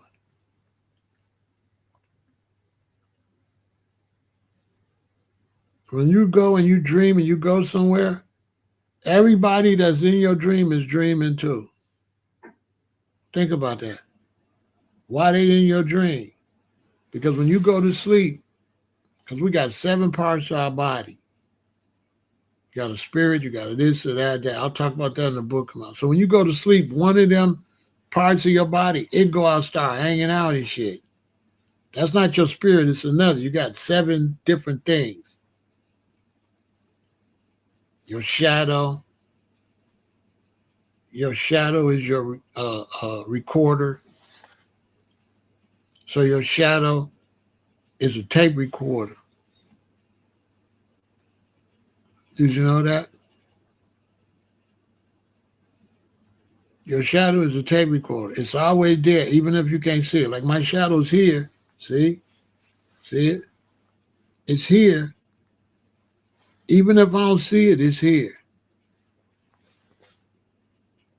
So if you go to your judgment day and lie, the Most High could play your shadow, how your shadow would play your shadow back exactly what you was doing. From having sex, everything you're doing is recorded on your shadow. Your shadow is there when you're sleeping at. Your shadow is always there. You just can't see it. And when you get in the right light, you can see it. And that shadow will testify on you. It ain't going to say, yeah, you did it. It's going to get up and do what you said you didn't do. So if you unalived a child, you go to Judgment Day, push that shadow, going to go do that. You're going to see the child's shadow, your shadow. You're going to see the whole scene in a shadow. That is your shadow. The sun and the light show you it, but it's there already. It follows you everywhere you go, and it records everything you do. And then you got 6 more. You got different things. And time travel is that thing that when you go to sleep, you know that person that be doing all that shit when you sleep.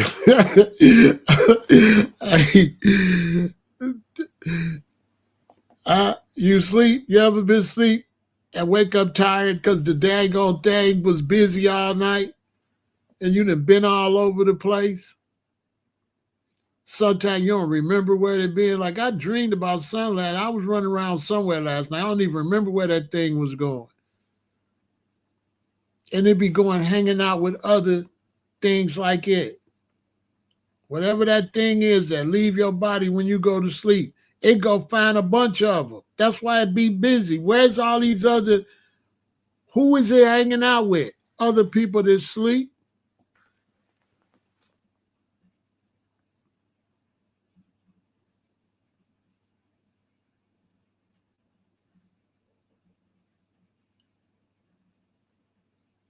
Like my parents passed away. They never be in my dreams since they passed away. On everything I love. And some people be in my dream. I don't know them from a, man, I had a dream, I think last week. And I'm like, who the hell was them people? Y'all be having them dreams with people you don't, who was that? Man, I just told somebody about that last week. I had a dream. I didn't know none of them people. I didn't know nobody in the dream.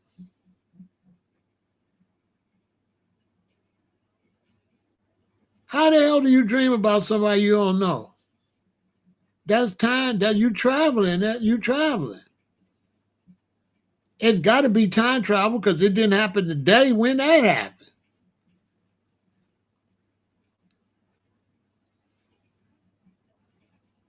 Man, I had a dream the other day, and when I woke, because sometimes if you have a dream, and maybe if you get up to pee or you roll over and wake up and go back to sleep, when you wake up, you're going to be forgot it. The only time you can remember a dream is when you wake up straight out of it. And when you wake up straight out of it, you remember. But if the dream might stop in the morning before you get up. And if you go back to sleep and stuff and get up, you're going to say, I dreamed about something last night. But that's because of an interruption. But I had a dream the other day, and I woke up baffled because I didn't know nobody. I didn't know none of them.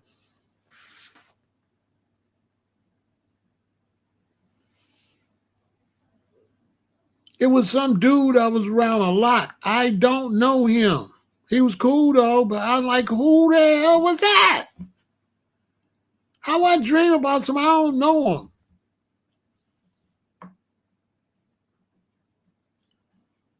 One time I dreamed about somebody I went to grade school with from like the 3rd or 4th grade, and he was grown. And I knew who he was. How? I hadn't thought about dude.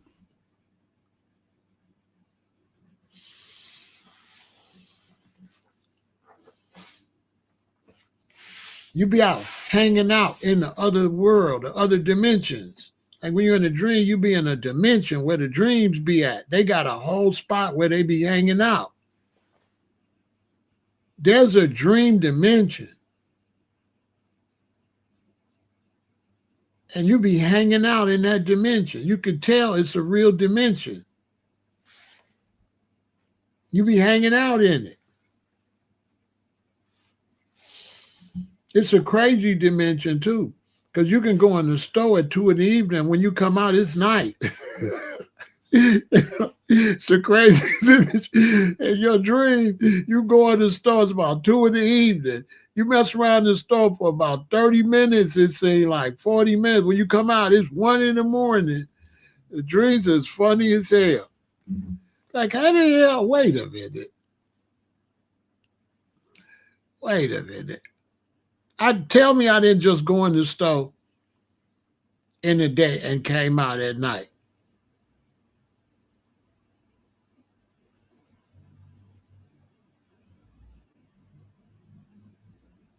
He did know you. He know you. He know your dream. He know that entity in you, right? He know that entity. He don't know you, but he know that entity that's dreaming. See, that's a thing that be dreaming, and it be all over the place, right? So that's an actual entity. So when you dream, that's like another person. That's like a part of you that be out doing stuff. And that part of you know people you don't know.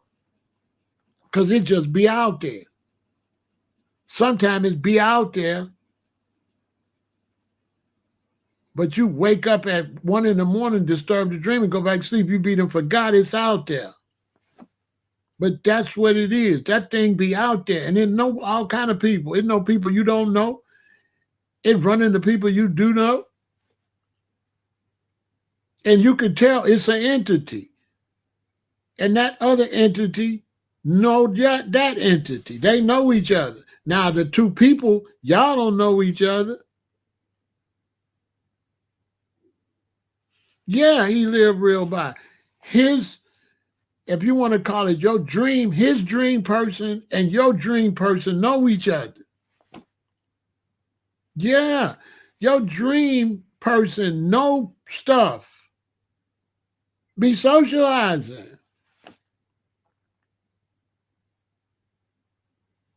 It be socializing. It be getting in trouble.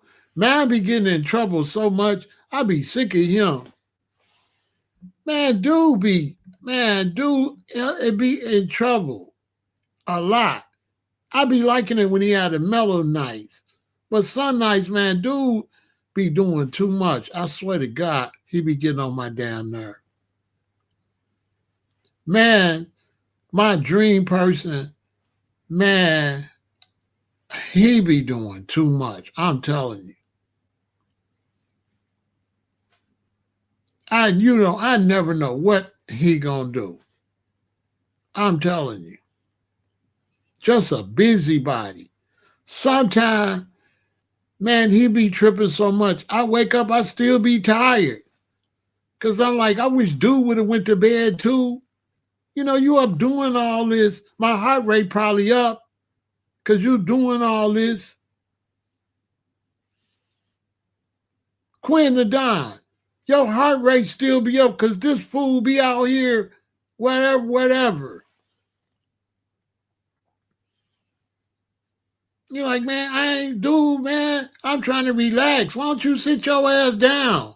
Or at least, can't you do this without me knowing it? Why I gotta know you running all around? Then they always with strangers and they always meet people. Like, I swear to God. You be running from agents and it get in trouble, especially the men. I don't know about the ladies, but us men, our dream person, stay in trouble. Somebody always trying to get it. Somebody always chasing it. You have a couple days it be chilling, but it's a mischievous as hell. And then your dream person be hanging out with the wrong people, and you don't even know these people. And you want to really cuss them out when you get up like, dude, stop hanging with what I'm saying? Oh man, you be wanting to tell your dream person, would you sit your ass down somewhere? It will not sit down. It's mischievous. Oh my God, don't get me started with my dream person. Oh man.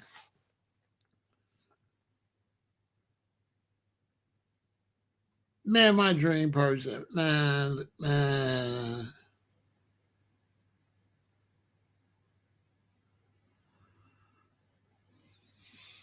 Dude is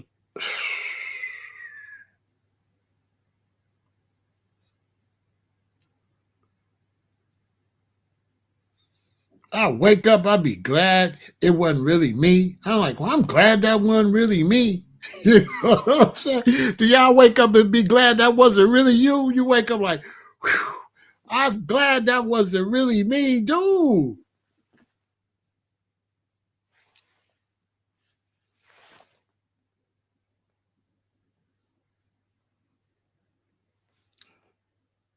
The other day he was with some strange chick. I don't even know who that was. He was trying to get with this chick.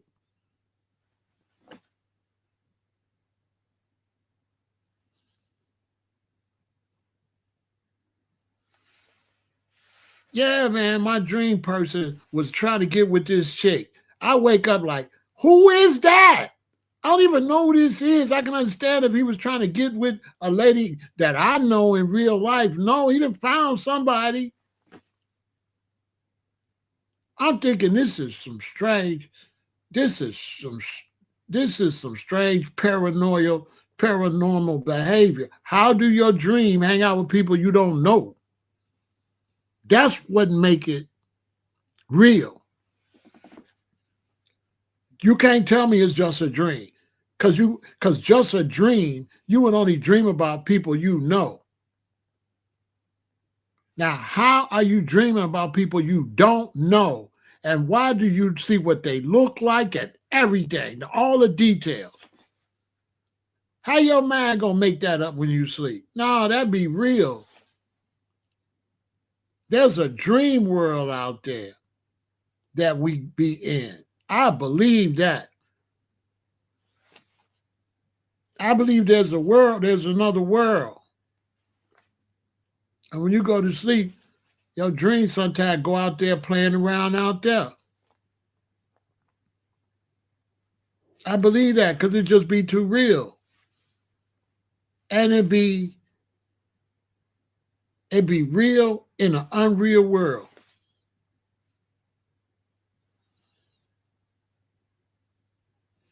They say the body try, that's what they say, but that don't be my body. I swear to God, my body don't know that chick. My body's supposed to know the chick. That's not your body. That's a whole entity. Your body be in the bed. And that's an entity from your body out there. For real. Your body don't be there.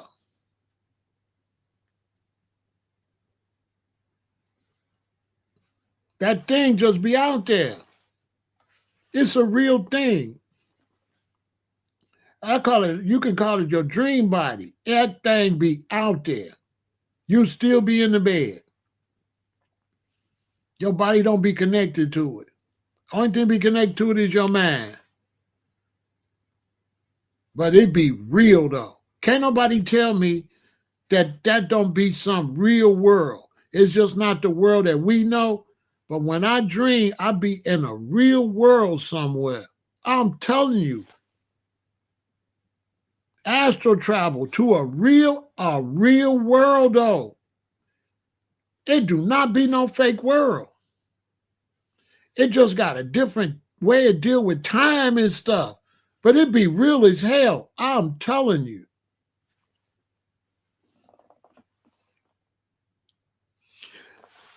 That's why I'm trying to tell them. They be in other people's house. You don't even know who that is. Hey, look. I had a dream. I'm down south in a house. And the house is made halfway up like this. The inside of the house, like the living room and stuff go like this and then it stop. And then you keep going to the house, but then you can see the other people's house. right? I'm down south. The police is coming to check these people's house. I think they're growing some weed in the backyard. So when the police come to that side I'm on and walk, they see, dang, I wish I knew who they see. Somebody famous was on that other side where it stopped. You can't make this up. It's two whole houses like this. But the inside of the house only goes so far and stop. And then you can see both sides of the house. Weird as hell. Man, it was somebody famous on the other side. And the police had came to this house, the weirdest dream ever. And there's two houses hooked together with a wall that stops. A wall go down and stop. And then when it stopped and you go down there, the two houses connected. So you could see the neighbors and stuff. You could walk over to the neighbor's side of the house. So it go from one big house to split where the walls start. So I'm down at the end and I'm telling the brother on the other side, the police is here looking for something. Now who can make that shit up? Only that dream world make stuff like that. My man, I'm asleep. How I'm gonna make up all that and I'm asleep? Ain't no way I'm developing that in my mind. That's developed in that world and sent to my mind. I used to think that my mind is doing it and my mind's going there. I don't believe that no more. I believe it's a place and it come to my mind. I could think I had it backwards. I believe it's a real place. And it's a whole big old world. That's what I believe. Because I be going places I don't know where. I never been there before. How can I dream about something I never seen before? There's nothing in my memory to pull that up. It's the craziest thing ever. And I read a lot of books about dreams and stuff, but it don't match up to what be going on with me. I don't know what they talking about. Because my dreams ain't none of that what they got in no book. No book got this. What the dreams really be like.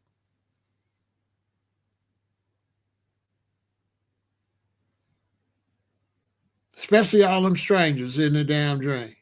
Explain that. Because at that house, it was like 4 or 5 people. I don't know none of them. They all, you can see their body, their clothes they got on, their hair, everything. They people, full people. How the hell I'm asleep, I make up a whole house full of people that I don't know none of them. That ain't possible. It's impossible. They got to be out there traveling already. Them damn things gonna be hanging out with others. Yeah, we go to bed and we go hang out while we sleep. Our dream person, when we go to bed, our dream person go and hang out with each other. That's what I believe. Man, I believe when we go to bed, our dream person go and hang out with all the dream persons be hanging out. That's what I believe. They be hanging out. All you got to do is be sleep at the same time. If you sleep at the same time, you might run into anybody. That's what I believe. Only way I ain't going to see you if you ain't sleep. Think about it. I might have been my dream person might have been in all y'all houses on y'all block. Because I don't know where they was at. Think about it. I don't know where they was at. They might have been with y'all. Think about it. Who was them people? Y'all, my dream person and some of y'all dream persons probably been hanging out. And we don't even know each other. And them fools was hanging out. I'm telling you, that's what it feel like. To me, that's what it feel like. It feel like a bunch of them be hanging out. like it's a dimension where they be, a dream dimension. That's what it feel like to me. It don't, now that I'm really sharper and older, ain't no way my mind is making them dreams. My mind cannot make them dreams. It is impossible for my mind to create a person I don't know. It's impossible. Can't do it. My mind can only reconstruct what I know. And it feel too weird when you wake up. It really feel like you really was there. Nah, you was there. That thing was there. It be just hanging out. Hey, I'll tell you something else too. If it don't come back, you have that sleep paralysis, right? Hey, the first time I was in the car, we was going to Alabama. I was in the back of the car and I think I was asleep. And I heard my mama say, "We hear y'all." And I heard and I tried to wake up, but I couldn't move. I couldn't move. And I believe I couldn't move because that dream was out there. I had to wait till it come back. That's what I believe. Because you can't talk or nothing. It almost feel like you're dying. And then boom. They call it witch riding your back, but I believe you woke up before that dream person get his goofy ass back. Because you tried to wake up, somebody tried to wake you up while the dream thing was out there playing, so you got to wait till it come back. That's what I believe. Because you can't wake up till that get ready to get through doing what it the hell is doing. That's what I really believe. So if you hear something, why that dream is out there, but you hear something in this world, but your dream person in that world, now you ain't going to be able to wake up. You ain't going to be wake up till that thing stop. Because it's connected to your mind. And now your mind trying to be in two places. There, and it's trying to wake up in this world. And it's like, no, you got to wait till that come back. You got to wait and close down. That's what I believe.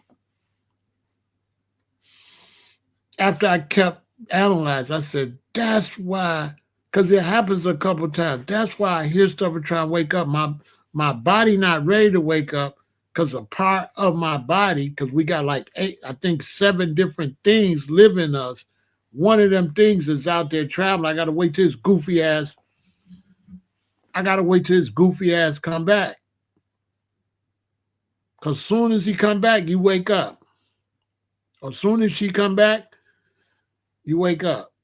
So I think it's when you're in the middle or they out there wild and then somebody wake you up over here and now you discombobulated because that thing got to come back. Think about it. That thing got to come back before you can move. You be up too, inside your body. You be up. You can hear and everything, but you can't talk and you can't move.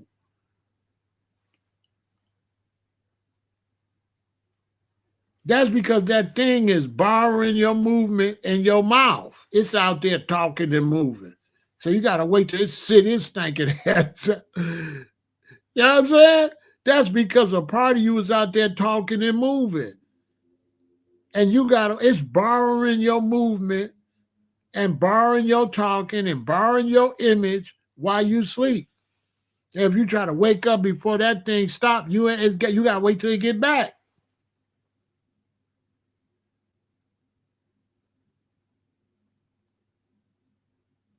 Sometimes you wake up, you got to pee real bad. You been had to pee, but that thing was out there. You got to wait for it to come back.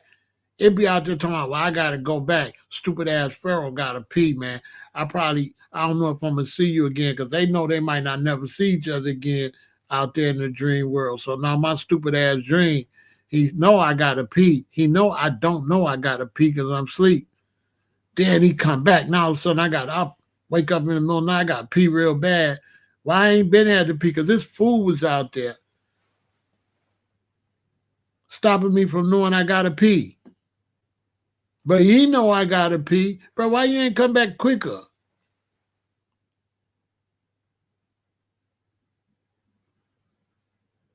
Now I come back, now I gotta pee. I ain't thought, all of a sudden you know you gotta pee. Why all of a sudden? Because that thing be out there. And then this one I got, look, man, I was asleep. I was having a bad dream. It came back, I went to pee. I went back to sleep. Do you know this thing continued the bad dream? Do you know that fool went right back to the location and got jumped right back in the same bullshit? Yo, you ever wake up and went and the thing finished the down, went to the same spot and did the same thing? It was got back in where it was on. I remember I was like, I cannot believe that I went back to sleep and that dream continued. Because I didn't had that happen at least 10, 15 times in my life. Well, I'm dreaming about some specific. Get up, use the washroom, go back to sleep, and it be a part two. Because even in my dream, the other me be like, hell no.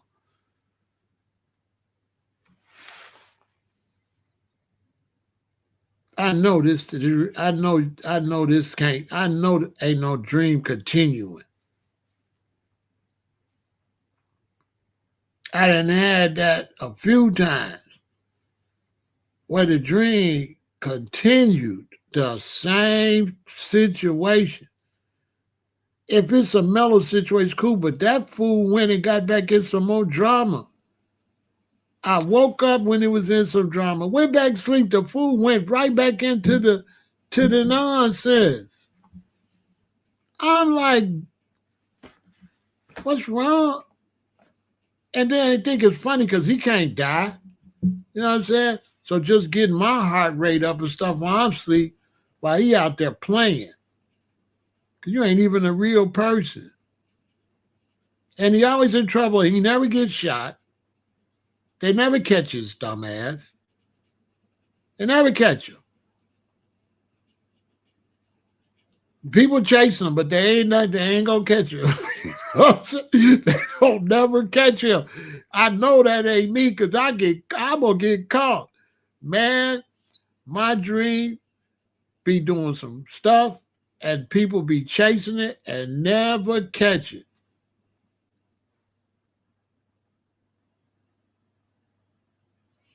Never get caught. Never get caught. Sometimes if it's real bad and they think you're gonna get caught, then he'll come back and I wake up to save his stinking ass. They be seem like they just about to get him. But the only one do it seem like sometimes your dream when it's just about to go bad, it'll come home so you can wake up. I don't know. That's what it seems like. Unless I'm tripping, I go out there and get into something, and then I run back home so you'll wake up so you can get away with it. Am I tripping? That would it be seeming like? How many times I had close calls and I wake up and miss the close call? So when I think about this as a separate entity, I'm like, this thing go out here in the dream world and be doing mischievous stuff. And then when it go left, he run back home and wake me up.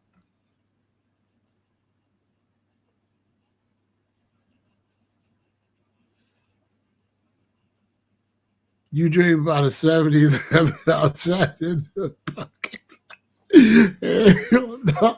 I'm telling you, that's because that lady that be running around, she on that. Tina, that's that lady. That's your dream lady. Her and the 7-Eleven. Yeah, she on that.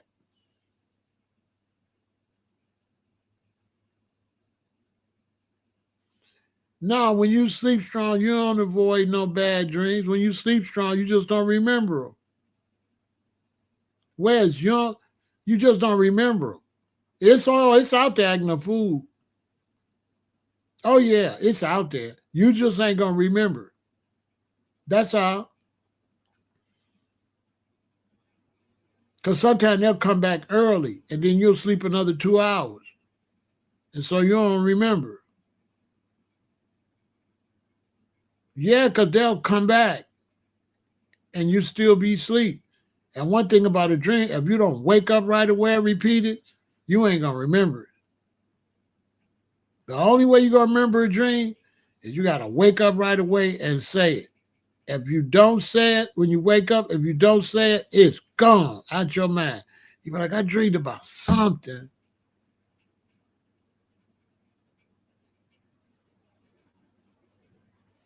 Hey, Tina,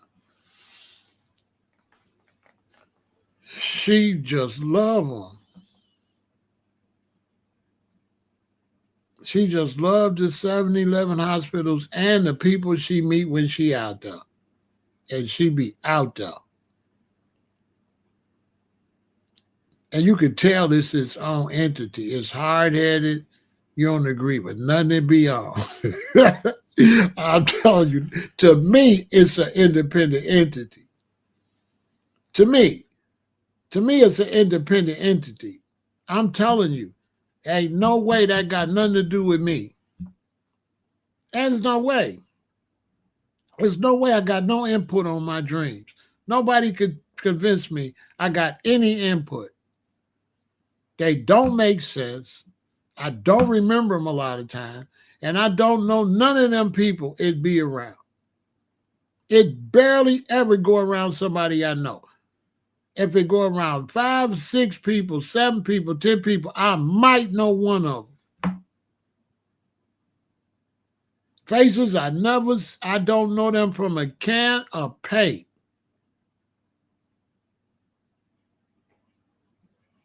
And if it's an old girlfriend, she be in the dream about 6 seconds and be gone. She just be having she be having a small role in the movie. Unless it's me. She be having a short role in the movie.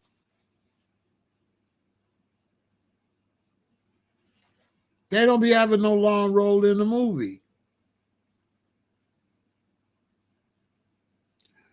If it's a lady, if you're a man, it's a lady got a long role in the movie, you don't know who the hell that is.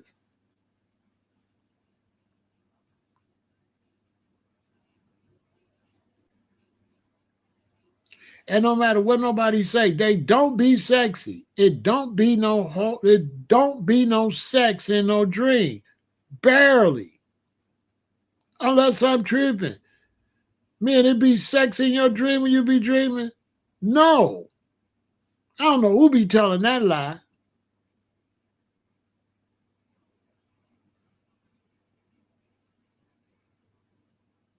They lying about all them sexy dreams. They lying. They are lying.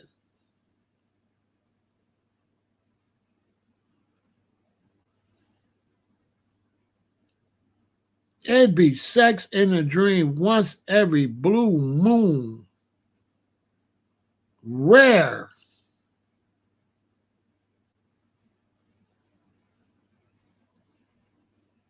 It's always something that you could never write down in the dream. I don't know where they be. And then they never sit down long enough to have sex.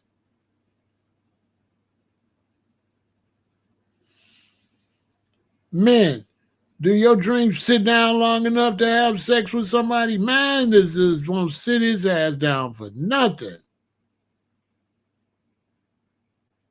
He don't sit still enough to have no kind of nothing with nobody. It's like a busybody. Every blue moon, I think maybe they might hook up with a lady. Every blue moon. Most of the time, I don't know what that thing be doing or where it's at.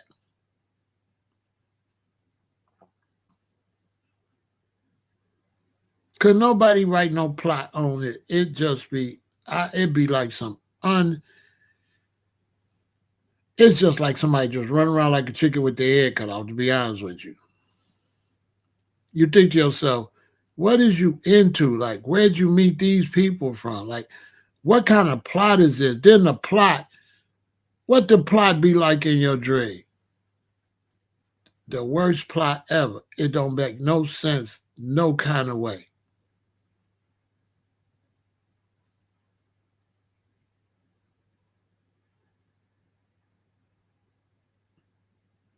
You hurry to wake up. Hey,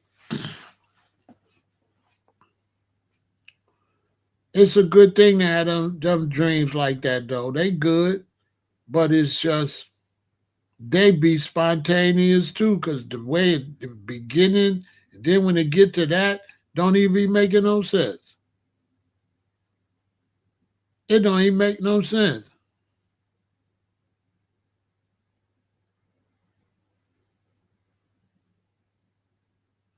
Sometimes the dreams come to life. Hey man, minds don't make no sense to come to nothing.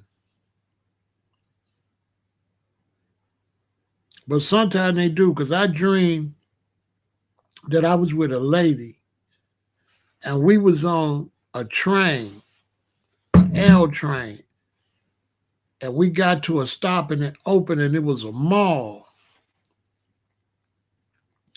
I was in the county jail. So I asked the dude, I said, is there any trains, IC train, L train, or anything that goes to a mall? They said, no, Pharaoh, it ain't no train to stop to no mall, because it stopped and there was a bunch of concrete. There was some big doors and people was walking in and out. And I was with this woman, but I never seen her when it was time to get off the train. Then I woke up. I get out the county jail, boom, boom, boom. I meet this queen, boom, she become my lady. We get married. We go to Vegas to get married. We go get married, and then we get ready to go back to the Luxor to our hotel. When the monorail pulled up to the Luxor and opened the door, I said, you the lady. It wasn't a mall, it was the Luxor. I dreamed about my wedding night before I knew the lady.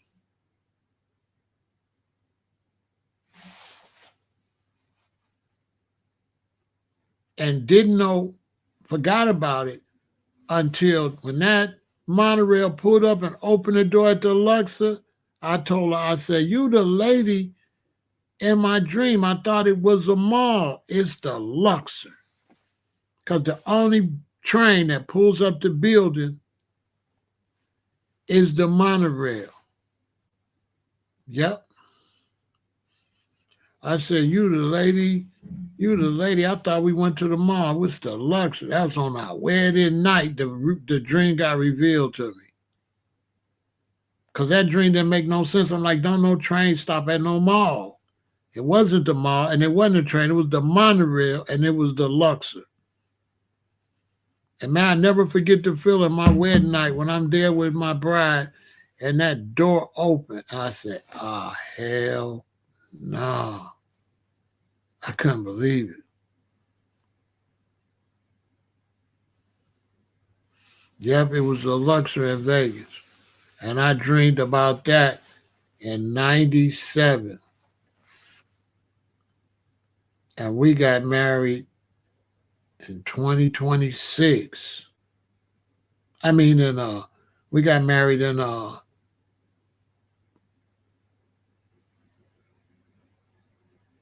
I gotta look it up. I forgot.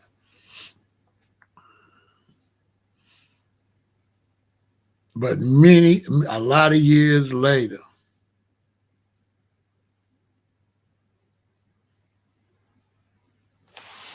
Yeah, we got married a lot of years later. Let me see. I got another tattoo. Hold on. We got married in '04. We got married in '04. So do the math.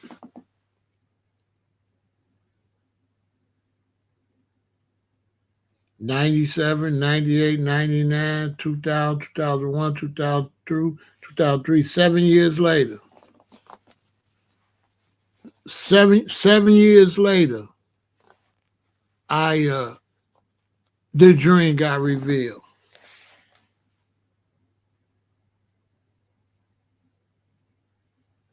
So sometimes they are futuristic. That's for sure. Because 7 years later, before I knew, that wasn't no more.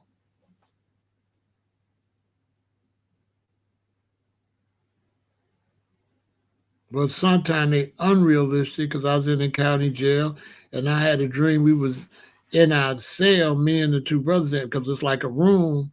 And then he said you could slide the wall back, and then the wall was a retractable wall, and it was all women on the other side. I was so happy, and then I woke up and it was a dream. I was mad as hell when I realized all them women wasn't in the cell next to us with a retractable wall.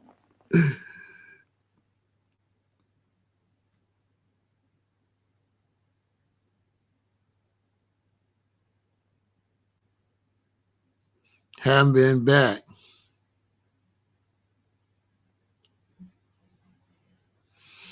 hmm Yep, I dreamed I was with a lady and the train went to the mall and it wasn't a mall. So I was like, nobody knew what it was. So I just said, oh, that was weird. And it never showed the lady's face. And on our wedding night, when we got to the Luxor and the train opened, that was the dream.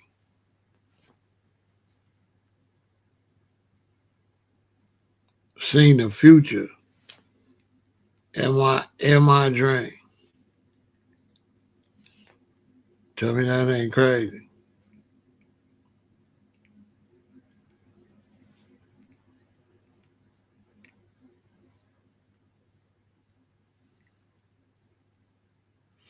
hmm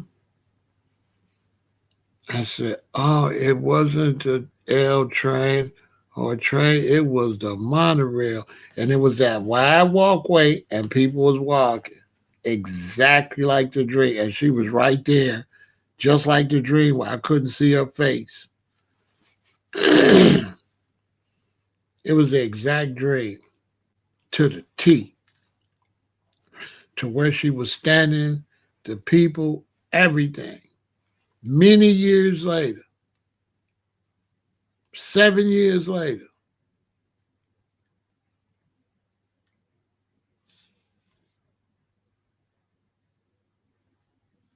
that's crazy. I didn't even know her.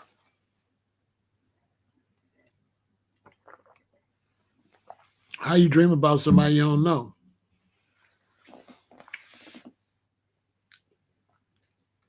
So sometimes they are futuristic.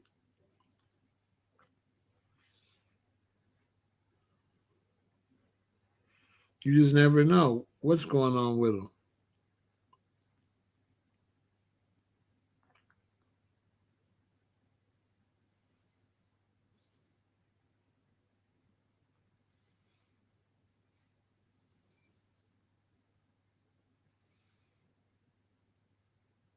Yeah, sometimes they are absolutely futuristic. I could testify to that.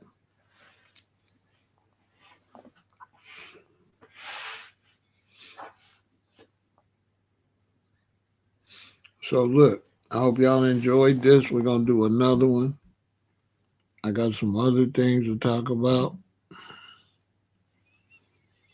And stay positive. Stay Oh no. I don't know where I knew her from, to be honest with you. I have no idea. I ain't gonna lie. Don't know.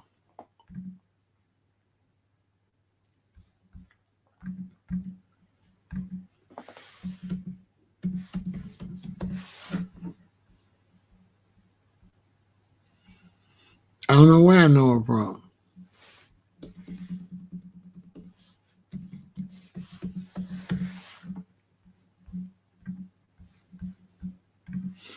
To be honest with you,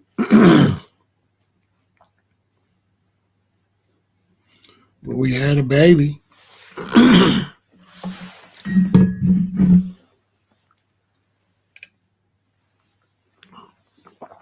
Yeah, we had a baby.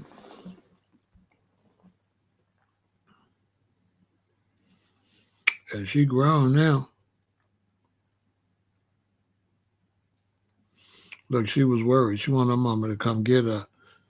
You know, it's hard to get them to take them pictures because they want to know what the hell going on. Look at her. What the hell going on? Don't leave me sitting here.